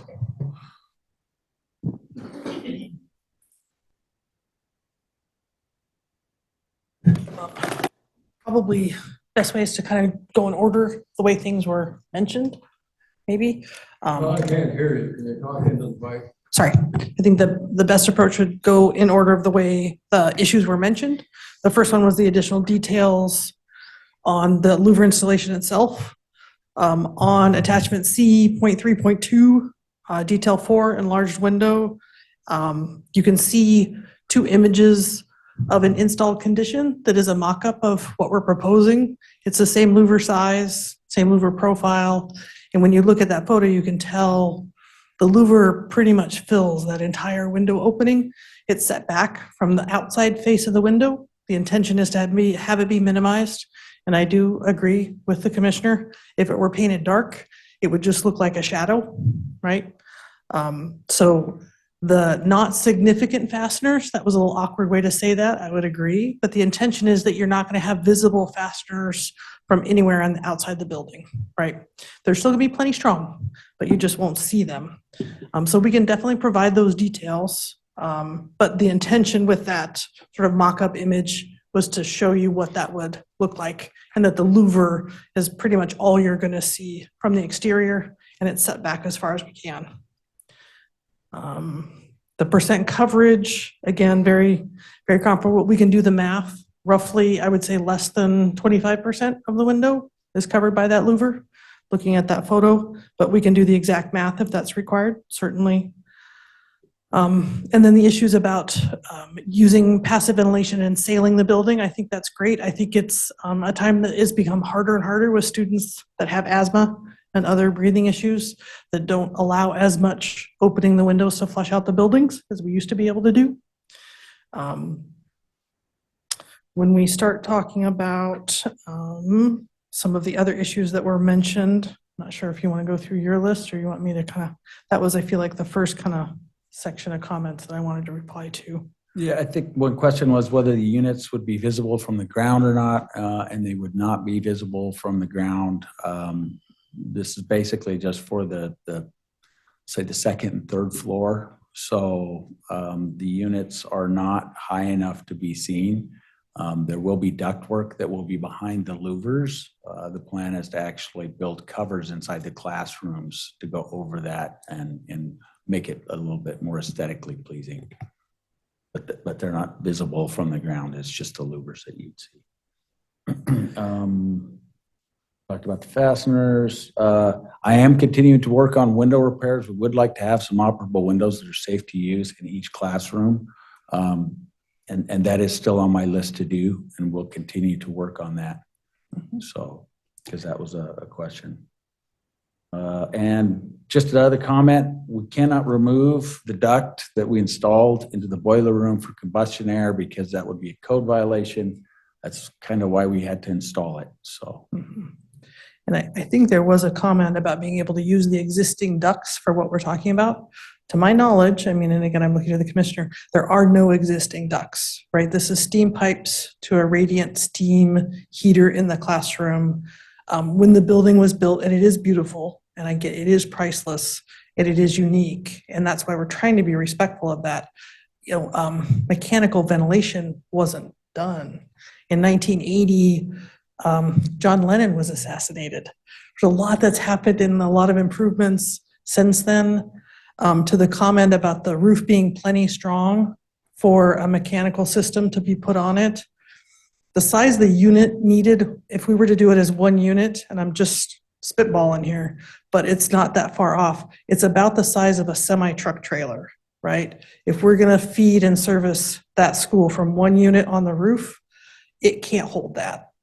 When the building was built, obviously there were different seismic requirements, and they have been continually been upgraded and made more stringent with the more knowledge about the seismic kind of character of this area. So there may have been some anchors and there may be some indication that it was strong enough. The building was seismically upgraded in about 2012, and that was, I think, when the elevator went in as well.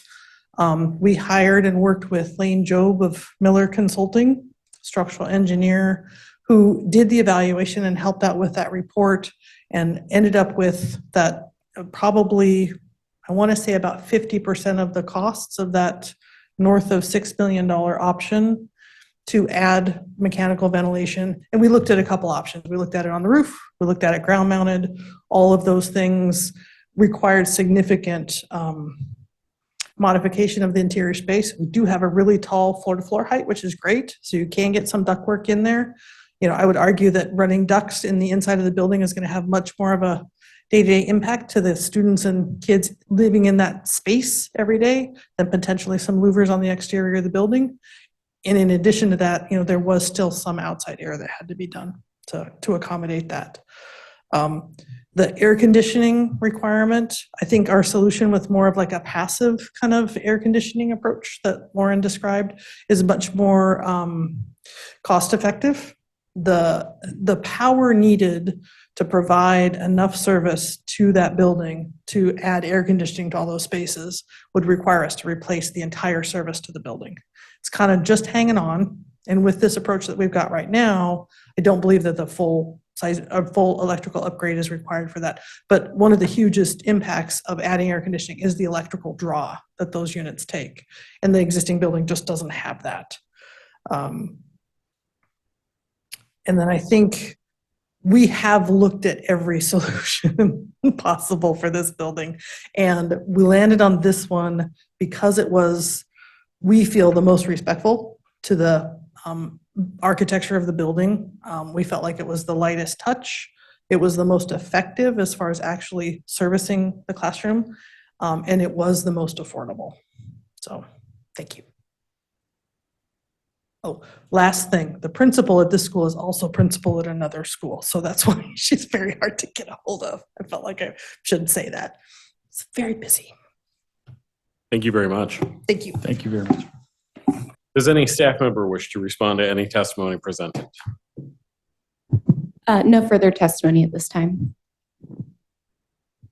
Does anyone have any procedural questions? I declare this public hearing closed at 7:52. Does the commission wish to deliberate? Yes. I guess I'll speak first. I mean, I'm not thrilled with louvers in the windows. I do think painting them dark would make much less of an impact.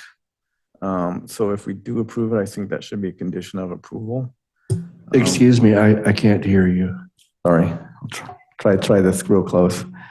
I think the louvers will be visible, which is not ideal. I do think painting in black, if we approve it, should be a condition of approval because I think that will help minimize it. The one thing I'm a little bit concerned about is it hasn't been really articulated well. If these were removable and pulled out, would this school be the same? And it kind of sounds like the answer is yes, but that's a little bit of a maybe yes to me. So that would probably be my biggest area of concern. You know, one thing to note is the school really hasn't changed that much since it was built over 100 years ago. The outside environment has. That is to say, Septembers are hotter than they were in 1912 by a lot. May and June are a lot hotter than they were in 1912. And so that's something we have to consider as well, is that the outside environment has changed. And so we need to make sure that Central stays a viable space into the future and adapts to the environment. I would concur. Obviously, this school has been on the brink for decades and decades. There have been efforts to anything from tear it down to change it from being a school. I think some of our students are fortunate in some ways to go there. And while this may not be an ideal solution, and it is perhaps more intrusive than we would like, I think that if we can maintain that place and maintain that neighborhood school that we've had for the bulk of Albany's existence, perhaps that's a unfortunate compromise that we need to make. I will second what he said. The painting the louvers dark will more closely approximate having the windows open, as they often are. So that is for me, a must-have in any conditions, in any motion, should anyone make one. Yeah, I think we need to recognize how amazing it is that a building built over 100 years ago is still quite viable today. And the brick exterior, we've just had a sea change in the energy requirements in the state of Oregon, recognizing mass as a significant impact, especially for cooling. So that brick exterior provides quite a efficient. Let's not forget the fact that it's all embodied energy, and if we tore it down, if we tore it apart, we're taking away energy. So I think it's amazing to me how well that building has lasted structurally, how well it serves the community, how much kids love being in there. And I must admit, I was sort of at an impasse in understanding exactly how to save this building for its use. And the Soderstrom architects have come up with a very, as she said, light touch. And I think while it's not ideal, these louvers are going to be visible to some extent. I think getting them, they're recessed, getting them painted black will help them disappear. But more importantly, the building itself continues to function as a vital part of that neighborhood and of kids' lives. And, if you've spent any time in there, I went to Waverly School, and the sewing machine factory out there on Pacific Boulevard. And I wish I could have gone to Central. It was just a wonderful, cool school at that time, and it still is. So I think it's a testament to the architecture of the time and the construction.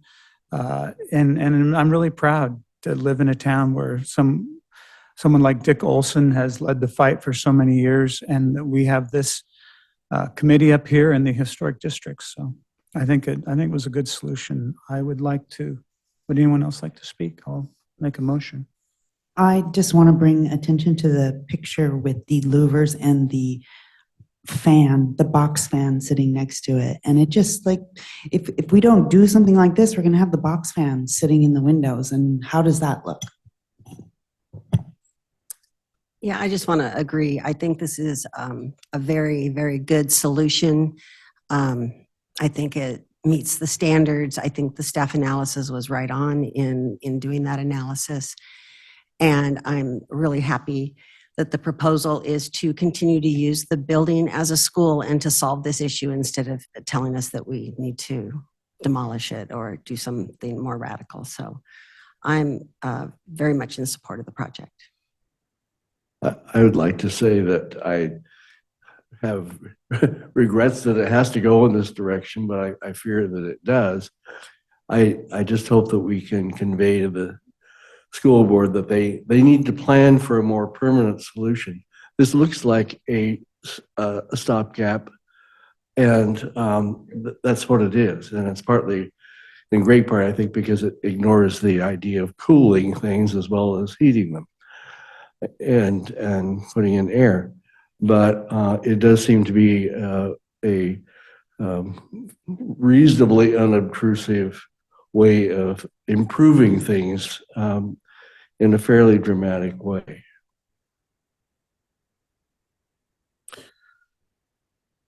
Do I hear a motion regarding the application? I move we approve the exterior alterations, including conditions of approval as noted in the staff report. That would be option 2 for application planning file number HI 0524. This motion is based on the findings and conclusions in the April 2024 staff report and findings in support of the application made by the Landmarks Commission during deliberations on this matter.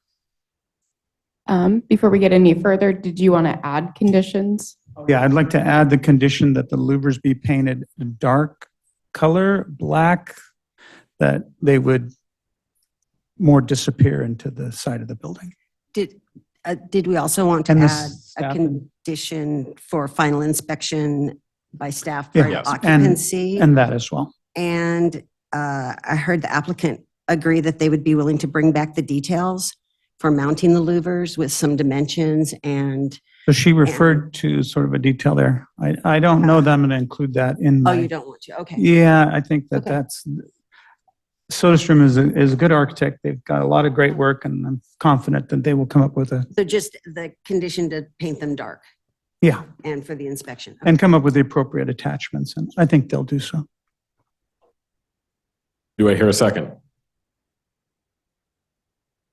I'll second that. All those in favor, please say aye. Aye. Aye. All those opposed, same sign. All right, decisions of the Landmarks Commission may be appealed to the City Council within 10 days of the date the notice of decision is mailed.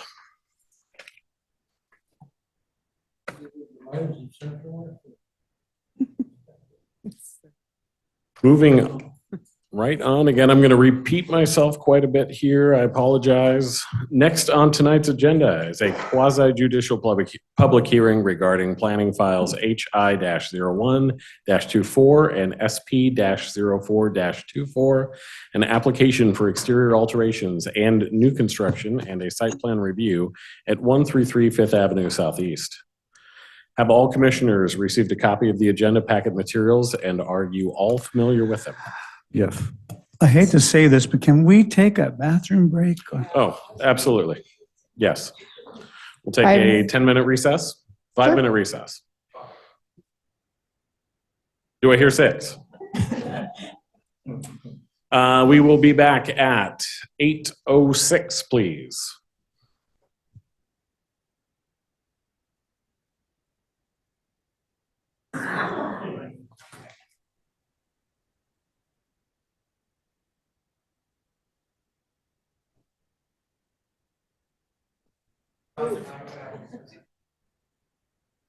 No, move around.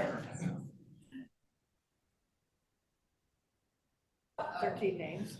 I can go drive around before it gets dark. Yes, I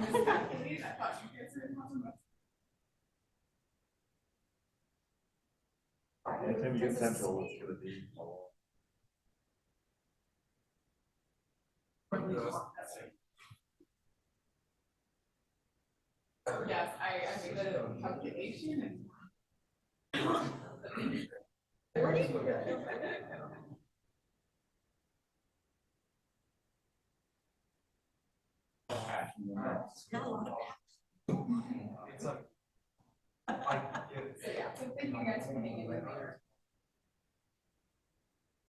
So this, I'm using this.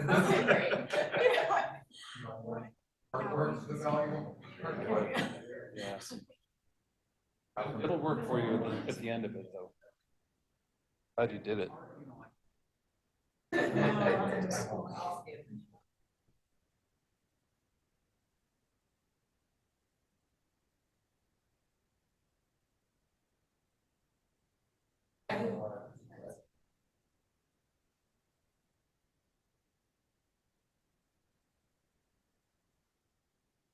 Gotcha. That's important.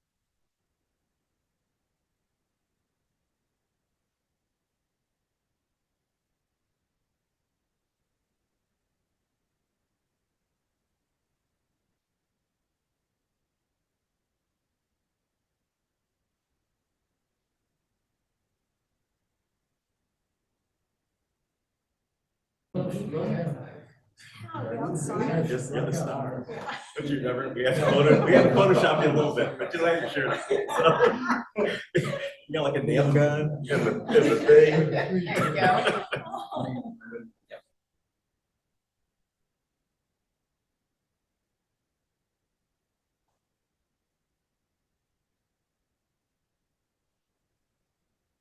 There they are.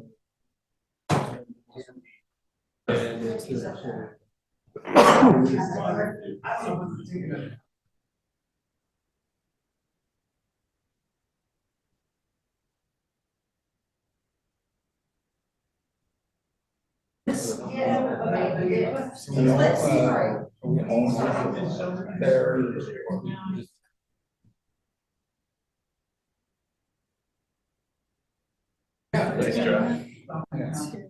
Well, I was gonna say, I could just drag my chair up there and kind of third wheel if that's the best. I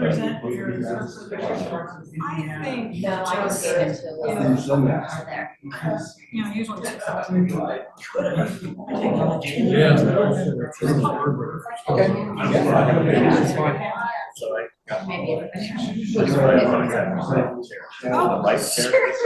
Very different positions.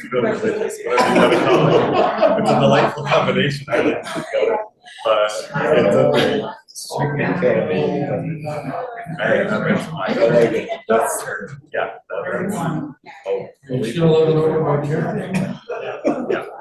Yeah, I live outside of Sios. Yeah. Yeah. No, we live there now at our house now for 12 years. And we have our rabbits, we have our chickens, we have our garden. Julie's. So let's get up the ice. Every single one. He's one of the greatest movies ever. I keep it down. Watch it. He has like this weird ritual that he does where he steps over every line. I do. Like, Hard to be the messenger. I saw her walking out on the baby.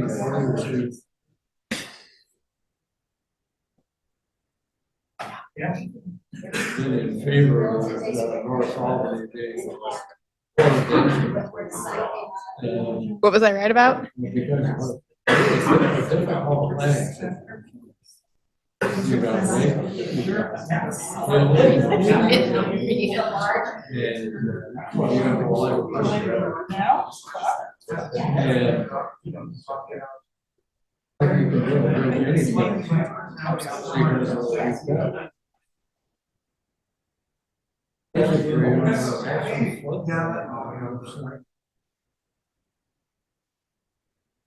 Or maybe both sides.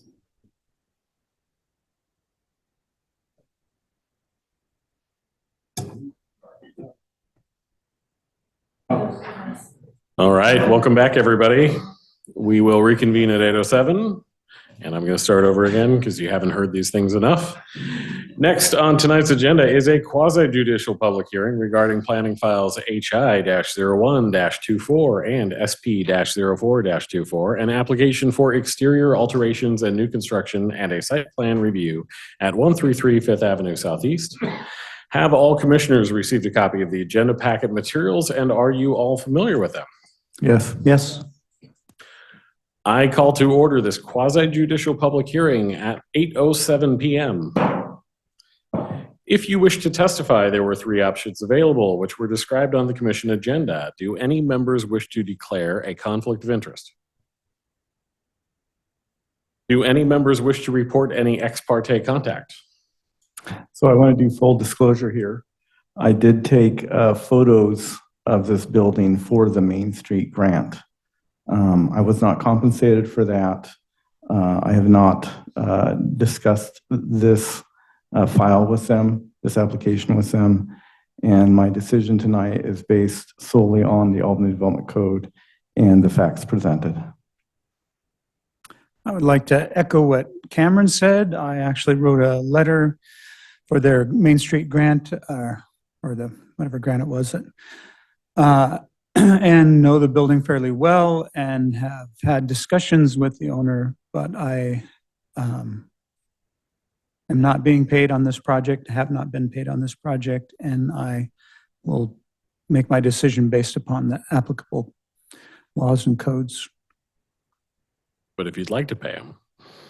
No, just kidding. Do any members wish to report a site visit? I have walked around the building and peered inside on several occasions. Saturday again, walked by. Also many birthday parties as a young child there. And again, I have been inside to take photos, and obviously been by it a lot. I've been inside quite a bit. I've driven by a couple of times, but nothing more than that. I am very familiar with that building. Do any members wish to abstain from participating in the proceedings? Does anyone wish to challenge the participation of any commission member in this hearing and decision? If attending virtually, please turn on your camera and raise your hand to be called upon. Or if you are attending by phone, please unmute yourself and state your name so you can be called upon. At this time, I call for a reading of the meeting procedures. For those wishing to testify, please be aware that you must raise an issue with enough detail to afford the commission and parties an opportunity to respond to the issue if you later want to raise that issue on appeal to the Land Use Board of Appeals. Testimony and evidence must be directed toward the approval standards staff will describe or other criteria in the comprehensive plan or development code which you believe to apply to the decision. If additional documents or evidence are provided by any party, the commission may allow a continuance or leave the record open to allow the parties a reasonable opportunity to respond. Failure of the applicant to raise constitutional or other issues relating to proposed conditions of approval with enough detail to allow the local government or its designee to respond to the issue precludes an action for damages in circuit court. At this time, I call for the staff report. I'd like to divulge another contact I had today. I don't think it's, so Roger Nyquist, the Lynn County Commissioner, called me because he wasn't able to get a hold of the applicant. The question had to do with parking availability on the lot across the street from the site building and whether that would be an issue with the neighborhood and parking. And the county, he tried to reach out to Matt and wasn't able to get a hold of him, so he called me late this afternoon and authorized me to say that the county's has looked at this and their decision is that the parking lot, like all county parking lots, is in use by county people from 8 to 5 during the day, but all other hours are open to the public as it's the public land, and that they see no foreseeable way that that policy will change, but they will not issue any agreements or leases to that property. Thank you for updating us on that. Just to cross our T's, I'm going to read number 7 one more time. Does anyone wish to challenge the participation of any commission member in this hearing and decision? If attending virtually, please turn on your camera and raise your hand to be called upon, or if you are attending by phone, please unmute yourself and state your name so you can be called on. Okay. At this time, I call for the staff report. Good evening, Commissioners. Once again, Alyssa Schrems, Planning Department. So this is a review for HIO 124, which is a historic review of exterior alterations, new constructions, and a site plan review. So notice was mailed on April 10th of 2024. The property was posted on April 18th, 2024. And ultimately, we are here for a decision tonight. So this is a little bit of a funky one. Normally, we would not be bringing you guys a site plan review. I'm going to walk through why we're bringing it to you, but it basically has to do with the fact that the code gives flexibility in meeting our normal design criteria when you're in a historic zone. So under normal circumstances, the site plan review would be just a staff level decision. The only reason you're seeing it in conjunction with this application is they're a combined application and because of the flexibility that the code gives to you guys. So I do want to clarify that normally it wouldn't be a type 3 process. It's just paired with this one for ease of decision making. So these are the images of the property. It sounds like we're all fairly familiar with it. So I have 2 photos for you. The first one on the top is facing the existing annex on the property. This is the one where they're proposing to decouple the structure. The photo on the bottom is where the new construction is proposed to be located. So for the exterior alteration, we are using our regular criteria. So that is ADC 7.120, ADC 7.150, and then guided by the Secretary of Interior Standards for Rehabilitation 7.160. We must find that the request meets the following applicable criteria in order to approve. The historic review of new construction uses the new construction within the Monteith and Hackelman districts criteria, which is in ADC 7.270 sub 1. And you have to find that that meets in order to approve. And then this is the one that I want to provide the most guidance on, which is the site plan review. So when we review site plan reviews, we use the criteria in ADC 2.450 through 2.455. These will be fairly new to you guys. Criteria 4, which is the one that we're specifically working under, is the application complies with all applicable design standards of Article 8. In this section, once we go to Article 8, it reads in part, relationship to historic overlay districts. For property inside the historic overlay districts and properties designated as historic landmarks, the provisions of Article 7 also apply. For development subject to review under Article 7, the review body may grant flexibility in meeting any of the design standards where necessary to achieve historic compatibility.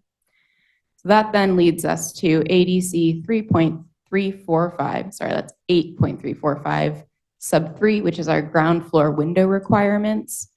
So when the annex was first constructed, I believe back in 2002, there was a variance granted to allow them to have less than the required total ground floor windows. The applicant is requesting that the commission still grant that variance from that under this section that allows you to have flexibility in design standards. I know that this is very different than what we normally review, so does anybody have any questions about any of this or this specifically? Are you speaking about the windows in the existing annex that's going to stay, or is in the new addition as well? The existing annex. Okay. It's kind of convoluted, but basically I'm looking at the annex as new construction to a certain extent because it is decoupled from the structure. So it's now its own freestanding structure. Okay, so it's under review because of that. Okay. Yeah. All right. So that's one of the reasons. Okay. And so they're not asking for the variance to the new portion that's under review, the new structure, but merely that now that this is a new structure in our code, when it's a new structure, they're required to be brought up to conformance. Oh, okay. Once they're no longer like an addition to a structure. Oh, so decoupling makes it a separate standalone structure. Correct. Yeah. Okay. And in our code specifically, we don't have a provision that allows us not to apply the ground floor standards when it's a new structure or a repurposing of an old structure. So that's why they're requesting this variance that isn't truly a variance, the flexibility. There you go. Thank you. Yes. Would you explain the 50%/25%? I don't know what that is. Yes. There's a lot of words on that slide, so I don't want to put more. So in the zone that this structure is located in, the front facade is required to do 50% windows. So we would consider that to be the portion that's going to be facing Lion Street. 25 is for secondary facades. So when you're looking at it, you can still see the sides. Those would be the secondary facades. Yep. So does the design standards in Chapter 8, do they only apply to the quote-unquote new building, the one that was from 2002? Yeah, thank you, 2002. Or do the design standards apply to the existing building and the new addition to the existing building? So the way I worked through it for the staff report is I only applied them to the annex and the proposed new construction. You may not have dug into it too far because it is not what we're traditionally looking at, but the applicant did actually meet all of the design criteria that they were subject to when designing the new addition that's proposed. So Primarily what we're looking at when we're doing the design criteria is ground floor windows. They have to have architectural features. There's like a list of 5 and they have to pick 2 or 3.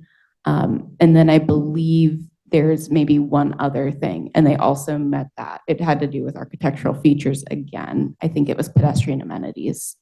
And so the applicant actually proposed their design with the awnings and things like that in order to meet all of the other design criteria. The only thing that they're just asking for the flexibility for is kind of the existing windows that were previously approved. The awnings, is that talking about the awning for the new addition, or is that also talking to the awning that's proposed on the existing structure, the historic station? It's for the awning that's proposed over the entry door on the existing annex and the awning that's proposed over the new addition onto the structure. I did not evaluate the existing historic structure for compliance with the design criteria. I kind of said that that's existing, they're not really touching it, so I left that alone. So I did not review the design criteria in a manner that the existing structure needed to be subject to it, since they're not proposing specific changes to the facade. So are we supposed to be making a determination on meeting the standards, the design standards, Albany Development Code Chapter 12, or are we only looking at their applicability as it relates to Chapter 7? So it is a de novo hearing, which means that you are the ultimate decision-making body. Steph's recommendation would be that you adopt staff's findings for everything in the site plan review, unless it specifically has to do with the historic nature of the structure. However, you can be the decision-making body in that. You do not have to stay limited to it, but our recommended guidance is that you look at this application only where it relates to the historic design of the structure. So the areas outside of the historic design of it is basically what normally the staff would approve at the staff level, is that correct? Correct, yes. So everything that's under ADC 2.450 through 2.455 that then references all of our other articles that aren't Article 7. Normally, all of that would be done in-house with no public hearing.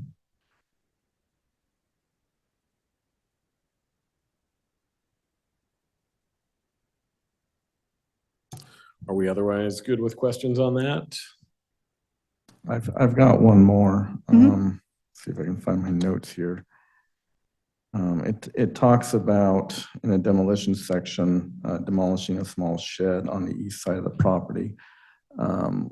Did staff look at that and do any findings on that? Staff did not really look at the shed. I don't believe it was mentioned in the original historic inventory, which is not to say that it didn't exist and it wasn't historic.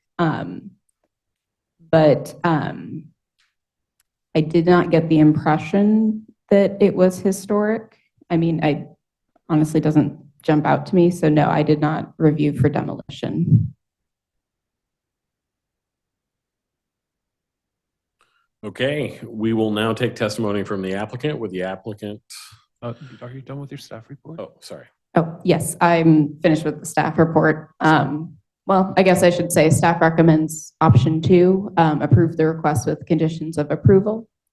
And then that was the questions, but I guess I got a little bit turned around. So that is the end of my staff report. Thank you.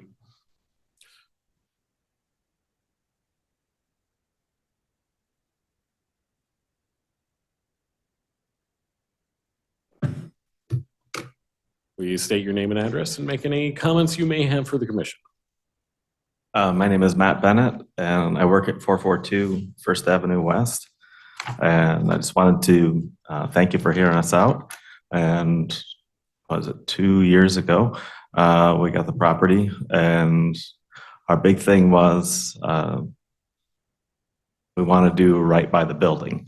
And so it's a matter of Obviously, I run a restaurant, for those of you not familiar. I mean, you see the plans, but we run a restaurant, and so restaurants are very destructive potentially to a building.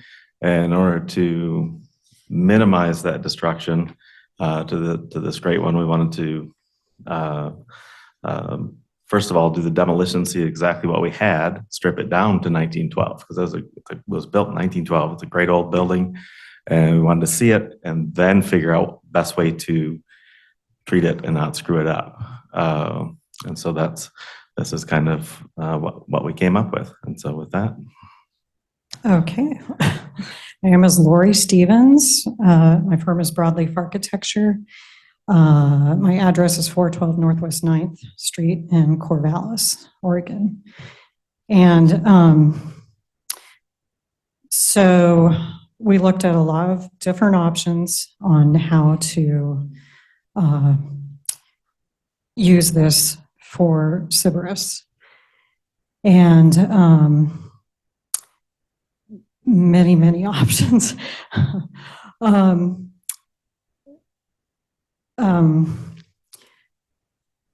We came to this option that we presented because it suits Sybaris, but it also suits the building.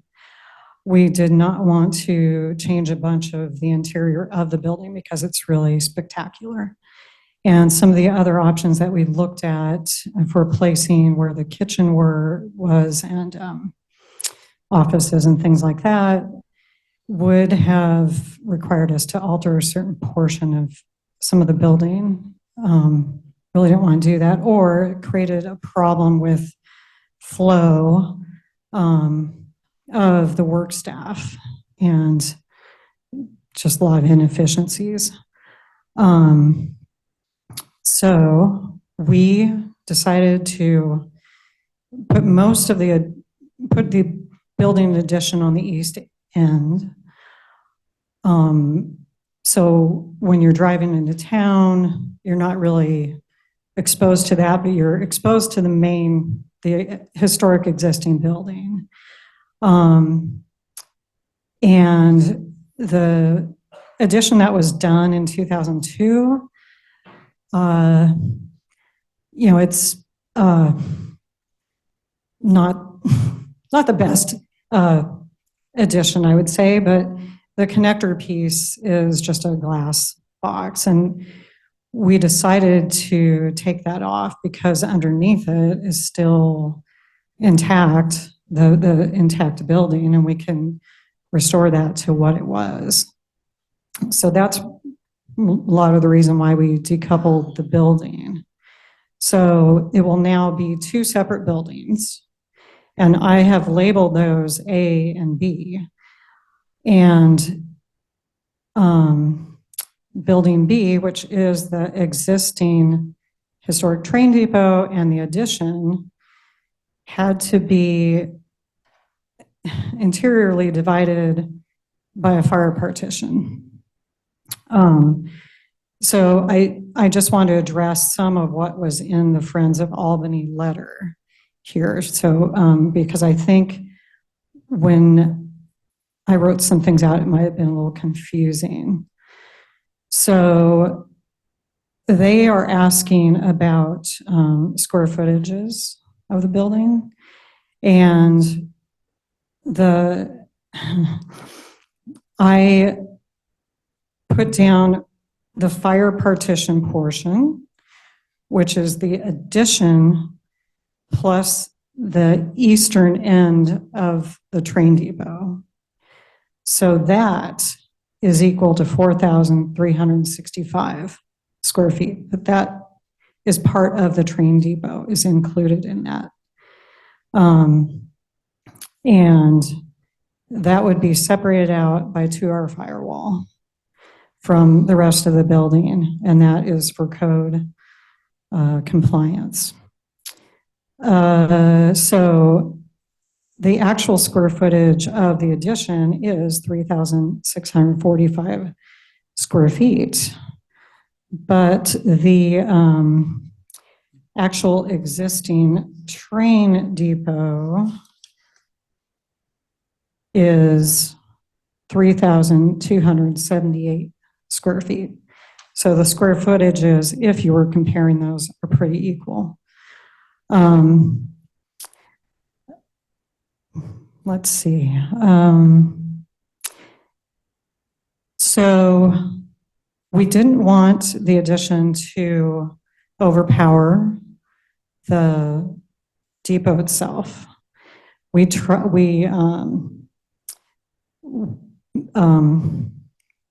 wanted it to blend in more with the fabric of the neighborhood. So what you see with the addition is mainly what will be an office area, and it has a hip roof. It does come out a little bit farther from the main facade of the depot itself, but we believe it's a good transition to the rest of the neighborhood. The neighbor to the east has a garage that is directly on the property line. So it's directly all the way as far as they can get to the street. And there are numerous buildings around in the neighborhood that are actually at the sidewalk. Let's see. To address a little bit more of the letter from Friends of Albany, they believe that the addition is out of proportion and scale, but they're looking at it square footage wise, which is not something that people would really see. What you're seeing is from the street, you would see the train depot, which is 110 feet long, and the addition to the east, which is 36 feet long. And even just the part that comes out more, I think that's like 16 feet or something. So in relation, it's proportionally, it's a much smaller building when you look at it that way versus the whole building. I do have a movie I can just show you the outside of it all. If I can share my screen. Let's see.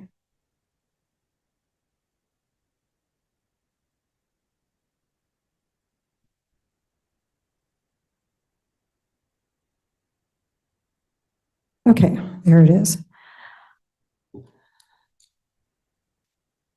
So just wanted to give you a better idea than the still images. We are not touching the main building, but we are repairing things like the rafter tails that are rotted out. We would just replace the like for like and clean up a lot of the exterior, repair anything that is damaged, but we would not change any of the exterior except there was an added ADA ramp, although it wasn't, I don't think it was really ADA and the stairs. So we're going to remove that and put in a much more generous just walking path up to the main entrance with a canopy. We didn't want the new addition to look exactly like the train depot. We wanted to have some differentiation, but still carry elements of the train depot through that building. So there's on the addition, there's a hip part and there's a flat roof part.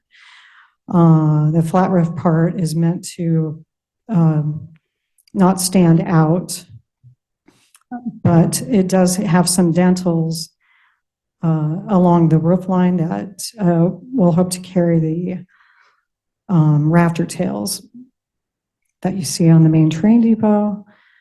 The windows for the addition are divided light to differentiate from the train depot and carry a more residential look to that.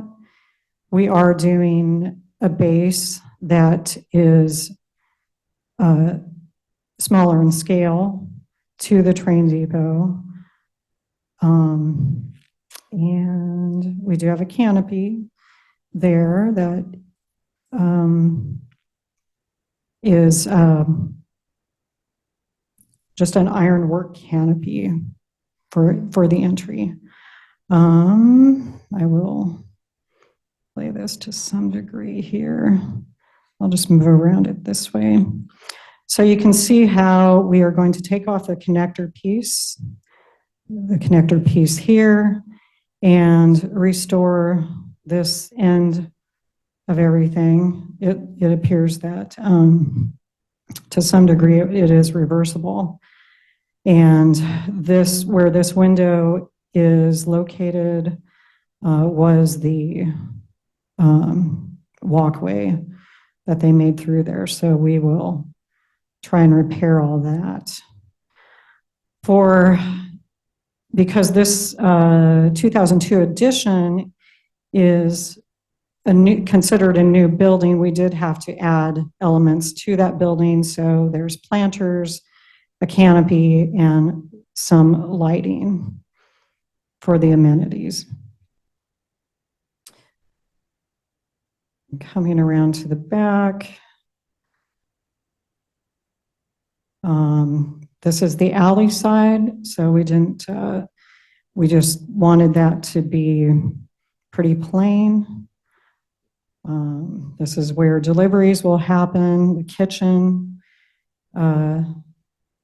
This is where the garbage recycling will be. And then we have to have a 10-foot setback next to residential areas, so it will just be a fenced off area.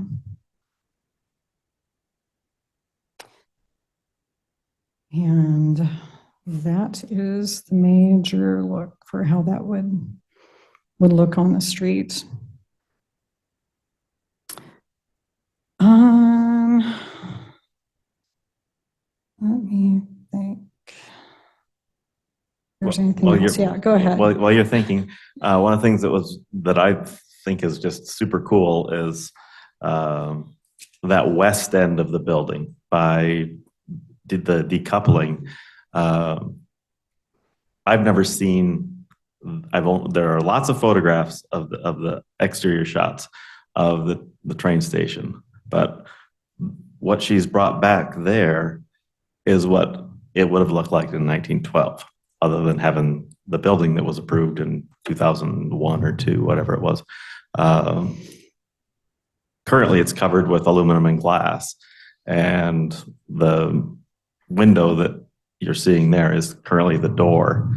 And initially, for a long time, we were talking, it's like, okay, what is it about that second building that's visually not as appealing? It's not the building itself. It was the glass and aluminum. It says if we got rid of that, if somebody's just driving to Corvallis down Lyons, doesn't want to eat at the restaurant, they still get to see how cool that building is. If they're driving past, they'll see that 1912 building. And yes, I want them to come in, of course, but they don't have to, and they'll get to enjoy that awesome building that there's a lot of great photographs of in the history of Albany, to kind of bring that back. I think it's just a neat thing, and everything that we're doing, it's on the exterior. If somebody down the line says, I want to bring back that train station, we're not doing that to the interior. All the kitchen stuff, everything that has to happen for a kitchen, that's on the outside. And so if somebody really wanted to climb down, and if you go in that building, and I invite you, obviously after all the official stuff is done, I'm happy to give you a tour after everybody does whatever they got to do. But you can actually see where there was a ship's ladder. The original way to that basement was a ship's ladder, where somebody had to go down there and stoke the fire in the boiler. The boiler itself is gone. The ship's ladder is gone, but you can still see the holes in the wall. Those are staying because they're just super cool. And it just, as you walk through that building, you can, now that it's completely gutted out, basically, you can feel that station. And they've ripped up the, several of you have been in there. The wood floor is out that we initially thought was original. It's not original. It was put in the 30s or 40s as a dance floor. It was not original to the train station. It was stuck down with tar, which is gross because stuff gets stuck in tar, but that is stripped out. So you can actually see now where that ticket window was. And it really brings that back to life. And again, when you were in there last, when it was the pizzeria, I assume, that ceiling, it was basically hidden under a layer of gray paint. And we have one photograph of the interior, the original photograph. And so you could see how awesome that ceiling was. That's the only thing that we've really got to the point now where you can say, okay, this thing's pretty monstrously awesome. The ceiling is all painted like it would have been done in 1912. Again, black and white photograph. So we're making some assumptions on that exactly, but the shadings seem to line up. So anyway. I'll just address the letter again. There was a comment in the letter that maybe if we moved offices and storage to the 2002 building, you know, we could step the building back. But everything, well, there's no storage in the new addition other than food storage. There's no storage rooms. And the offices, we really need those to be close to the restaurant area, not separated completely off. But we also wanted to not have the building just a flat, not the entrance be just a flat facade. We wanted to create a bit of an alcove for people to enter and have a canopy that they would enter under also. The room that is up front would be Matt's office, and he has a lot of interesting, Janelle, but he has a lot of interesting memorabilia and oddities and books and things like that he wanted to show off. So when people are coming up to, that would be the bar entry mainly, and there might be some outside seating, but it would be something they would be looking at. And I think it'd be kind of interesting myself. So I think that's all I will address. But, sure. One of the things that I think is important that you're not taking credit for is one of the things when it was the pizzeria for the last 30 years roughly, that furthest east chunk of the building, that was used as their kitchen. That's where their ovens were. That's all that. Originally, that was the baggage room.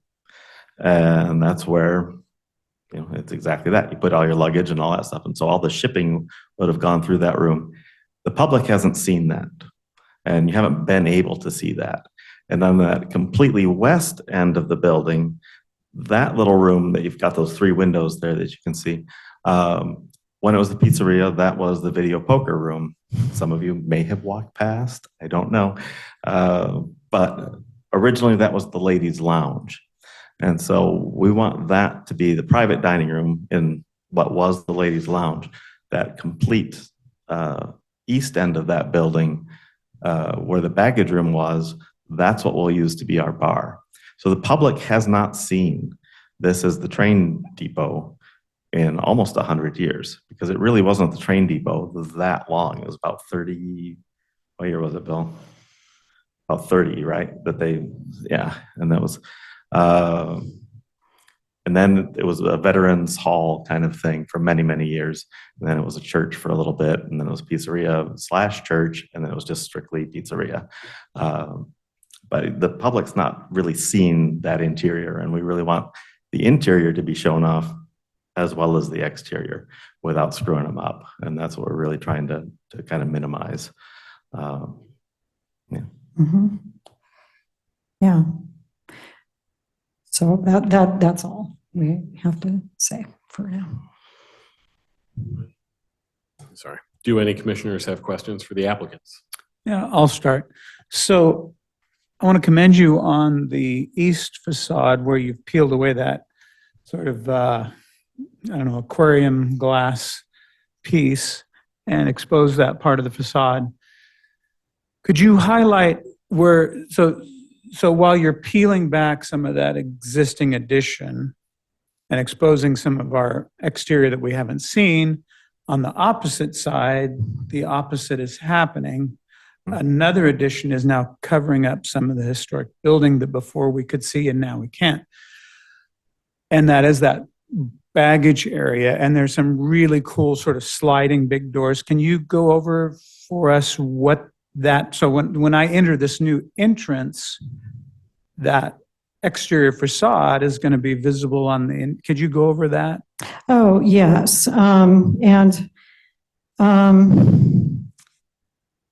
If I show them the exterior, can I just give you a movie of that later? Or, okay, thank you. Let me just pull this up and I can show you what, sometimes I work better visually than I do with words. So let me just grab this and pull this up. And I will share. Let's see, stop share there and share screen here. Okay. So let me change one thing.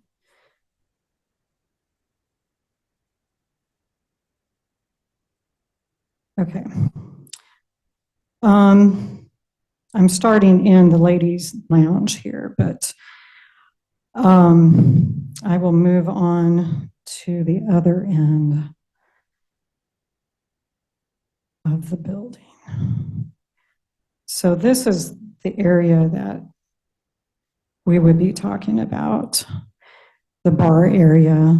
So we'd have all of the exposed brick still there that you see, the windows that are there, and the original sliding doors will still be there. And on the other side, we would leave the brick exposed as much as we can, and the building will touch up to it where it can. So the point being here is you can still see the inside overhang, and that even though you're adding an addition, and this is something that's commonly done when we add additions to historic structures, is we try not to obscure that facade in the process. Sometimes there's some obscuring that takes place, but I just wanted to kind of point out that while you're revealing on one side, you could be losing it on the other, but rather than that, you're still leaving that exterior exposed on the inside for people who come and go through that area. Exactly. And those cool doors. Yeah, those cool doors. Those cool doors are still there, and they're going to get saved. Yeah. And they'll be a big component of the lounge's look, because nobody really got to go into the Cedici's kitchen unless nobody's been in there before. It's a very special place. So it's well, since the 70s or something before 60s. Yes. So we're going to try and leave all the exterior walls as they are, but in some areas we will have to put another wall up to, next to it, but yeah. I have a question. Mhm.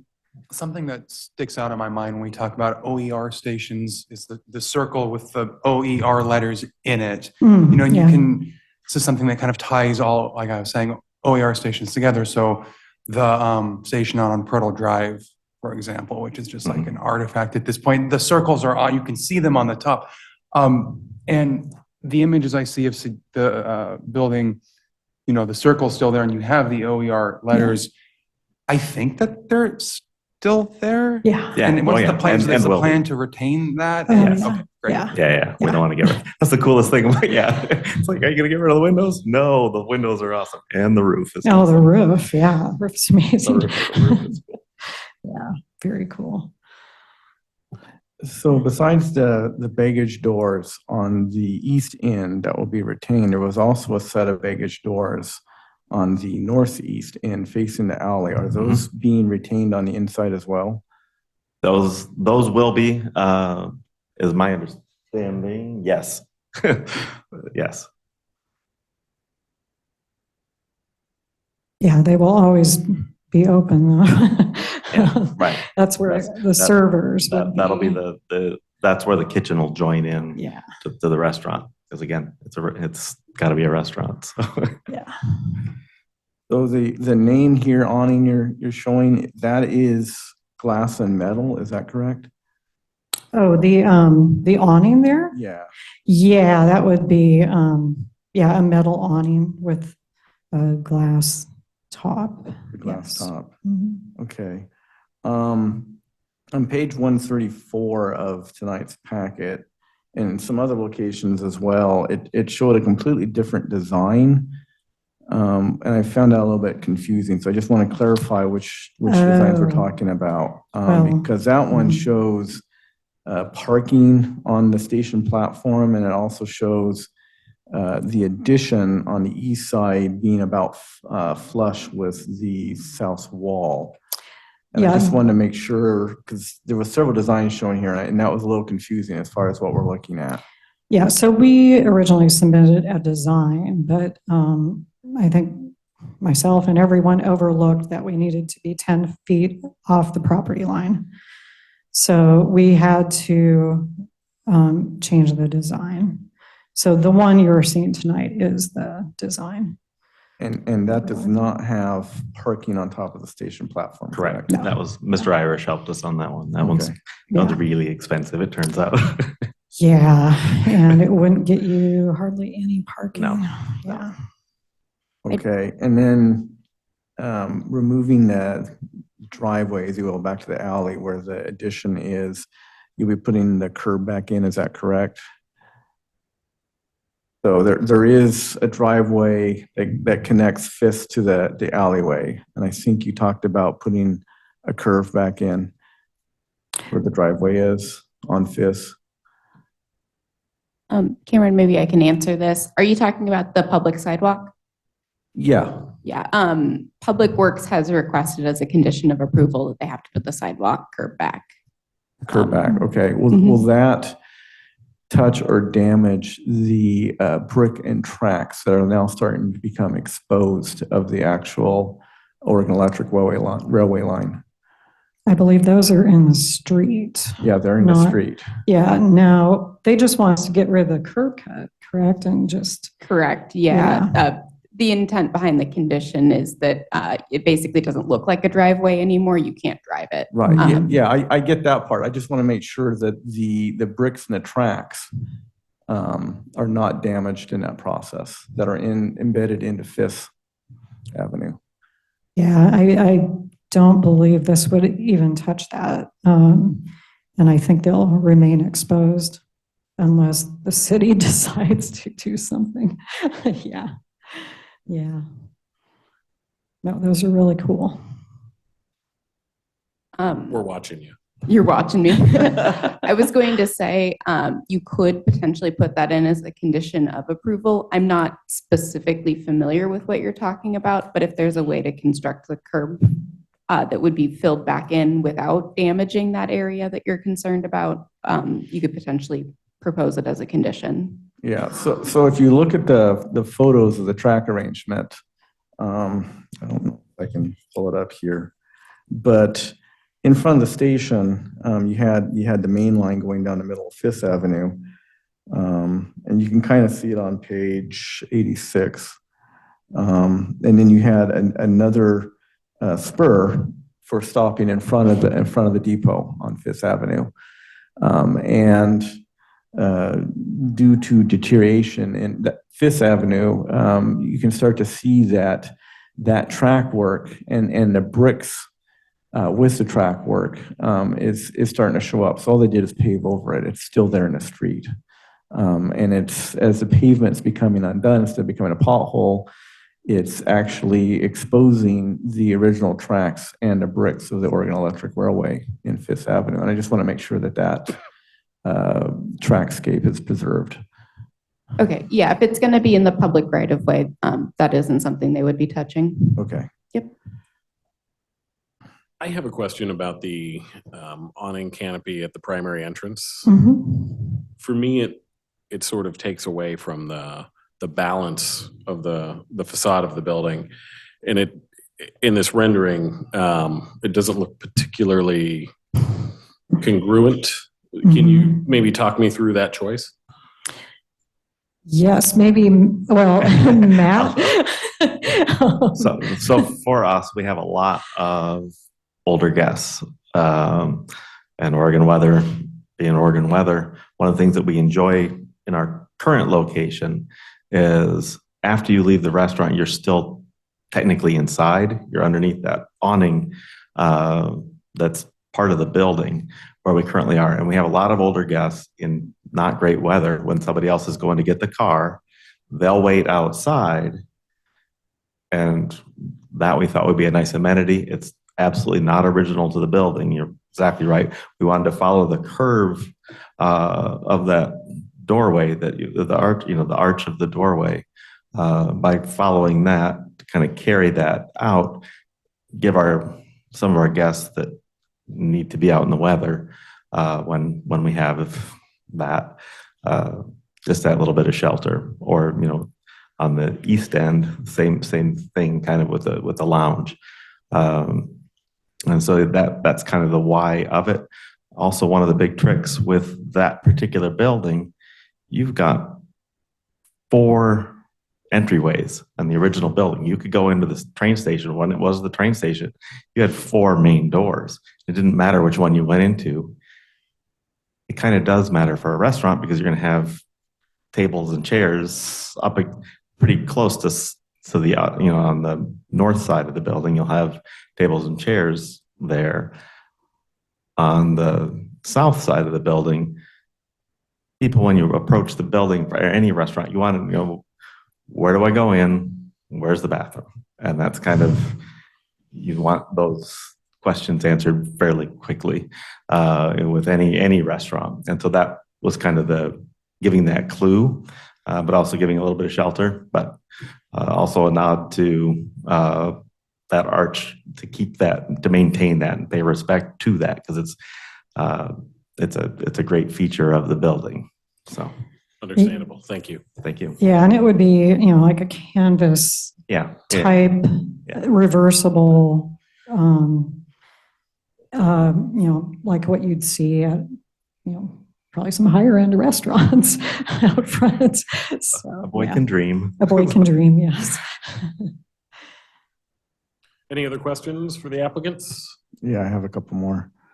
What is the material of the windows in the new addition?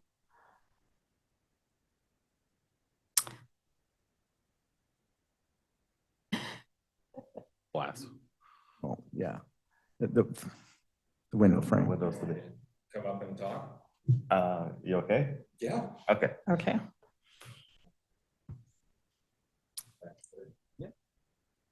And just state your name and address too. It can be business address to clarify. Sure. So Matt Pyburn and Sons, 3246 Northwest Highway 20. For the windows in the addition and the entry itself, we are actually looking at aluminum clad Marvin Ultimates So that's it's an aluminum cladding on the outside. It is a wood window on the interior, and it is actually one of the only non-wood windows that fully meets the Secretary of the Interior standards for rehabilitation of historic buildings. So it's a great product. It checks all the boxes, and it looks historic without looking like the existing building itself. So the exterior frame is aluminum, is that correct? The exterior cladding of the window is aluminum. Yes, it's an extruded aluminum. It's approximately about an 1/8 inch thick. It's a hefty product. It's meant to last. And the divide panels, are those real divide panels? Are those 6 separate pieces of glass? No, those would be simulated divided lights. And what divides them? Is that the material? It would be aluminum on the outside and wood on the interior. So the divides in the window would be aluminum on the outside? Correct. Yep. The exact same cladding as the surround of the window itself. And what color are they? I don't believe that we've No, I mean, colors yet. I show them here as matching, the color of the base, which is just a cream color, but yeah. Just for clarity, the aluminum this is not the aluminum window we think of when we say aluminum window. That is just a cladding that is there to weatherproof it, but it simulates a wood window. Mm-hmm. Exactly. And the big advantage of the Marvin windows is that it's the aluminum is an extrusion, which means that they can provide a lot of details in that cladding to very much replicate how an original historic 1900s era wood window would have looked from the stops all the way to the sash and the details that would have been milled into those. And again, this is on the addition, and we're not replacing windows on the existing. So on the back side of the new addition, it shows a steel roll-up door, I believe, and then on one side of it is another exterior door, and I think 2 windows. I don't know if you can zoom around on the back side of this or not. That's one way to do it. Yeah. So that's a steel roll-up door, is that correct? Yeah, that's what we're doing, right? The steel roll-up door on the back, on the.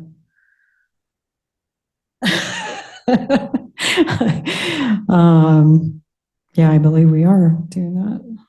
And then if you go around the side, there's, I think, a door and 2 or 3 windows there. Yeah, 3 windows. Mhm. And what's the material there? The door is a little bit, I don't know, it looks more like a modern school or office door or something with a very narrow window towards the opening edge of it. Mm-hmm. Yeah, so those would also be metal, much like the doors that are on the 2002 edition. So I have a question regarding that, and I'm not clear that I know the answer myself. Our preview for looking at historic preservation and stuff there's a word called from the public way, and at one point we didn't consider walking halfway down the alley being from the public way. So are we saying that now that we have jurisdiction over what those doors look like, even though you can't see them from the street?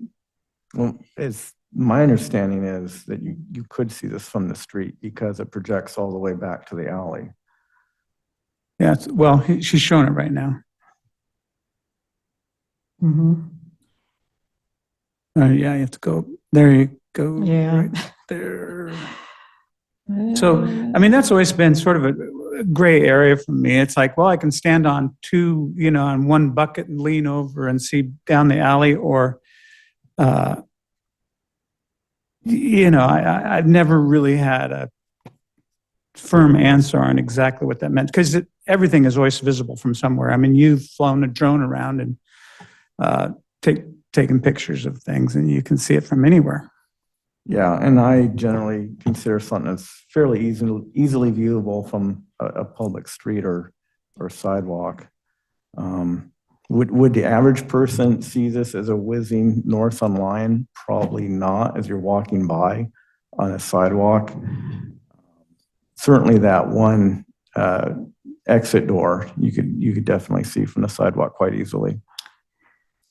But you can also see the metal door of the 2002 edition and all those metal windows too of the 2002 edition. And also, if that's a door in and out of a kitchen, Yeah. it's a traffic door. I don't know that you can I mean, some things.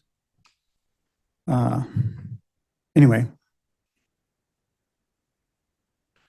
Any other questions, Jim? Did I see you earlier? I've still got two. Oh, sorry. On page 136, it says you're going to remove the hatch to the basement. Is that correct? Which I believe was the old coal hatch. Oh, you mean on the exterior? On the exterior, yeah. Yeah, we kind of have to. That's where the stairs are going to go down to the basement. Yeah. And then I think that was my last one. Can you talk about the wooden shed that's removed? Is that an existing historic structure? When was that built? We have no idea. We don't see it in any photos that we have. It wasn't listed, as Alyssa said, in any of the literature. So we have no idea when that appeared. And it's in pretty bad shape too. It's pretty tiny. Yeah. Maybe I could ask you for an opinion on that based on the materials. Based on the materials, I would say early 70s construction. Yeah. It appears to be. Plywood floor. Yeah, I've seen it before. plywood It's got like walls. T111 on it, and I don't know. I looked at it 100 times, but it never struck me as being anything more than something out of the 70s or 80s, something like that. And hastily built, perhaps. Yeah. Yes.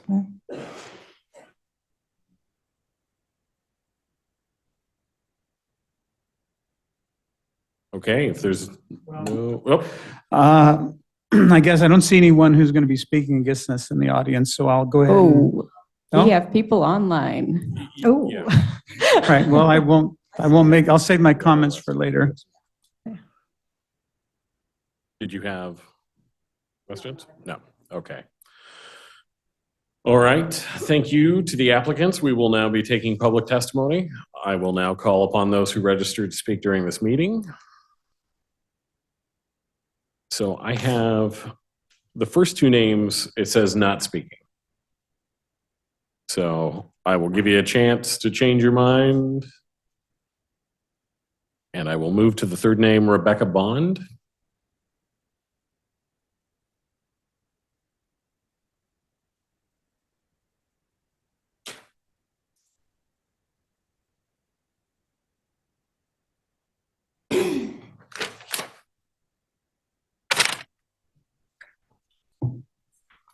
Good evening. Greetings. Thank you. I'm Rebecca Bond with the Albany Visitors Association, and we're now located at 122 Ferry Southwest. Come and see us. City of Albany Landmarks Commission, thank you again for the opportunity. I'm here in support of the combined application H10124SP0424 for the property located at 133 Fifth Avenue Southeast, Albany, Oregon, 97321. Matt and Janelle Bennett, owners of Sybaris, have consistently been two of the most valued partners in Albany's restaurant scene and tourism industry. We are eagerly awaiting their next big project, the rehabilitation of the historic Oregon Electric Station, bringing new life to a blighted building in an underappreciated area of our historic downtown.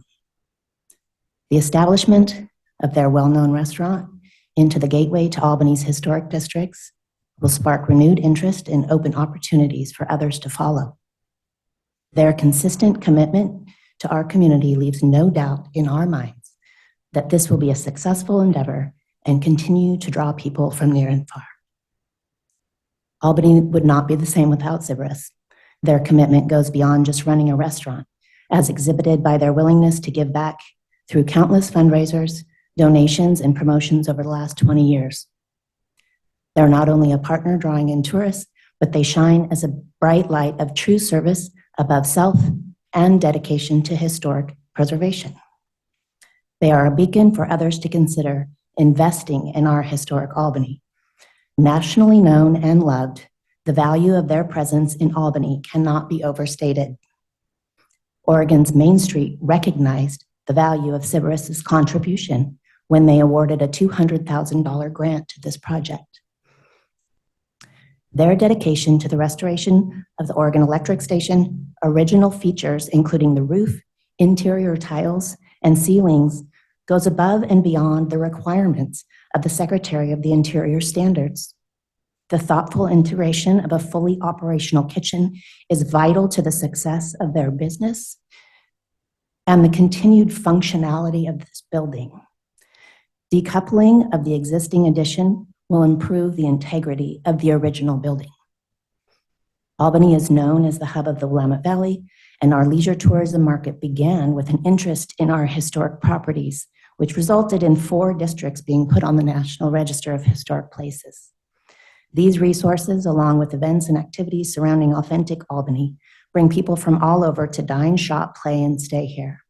Matt and Janelle Bennett's commitment to the restoration and rehabilitation of the Oregon Electric Station is a testament to their continued contribution to our community, and we encourage you to approve this application. Thank you for your time. Thank you very much. Lisa Grotto.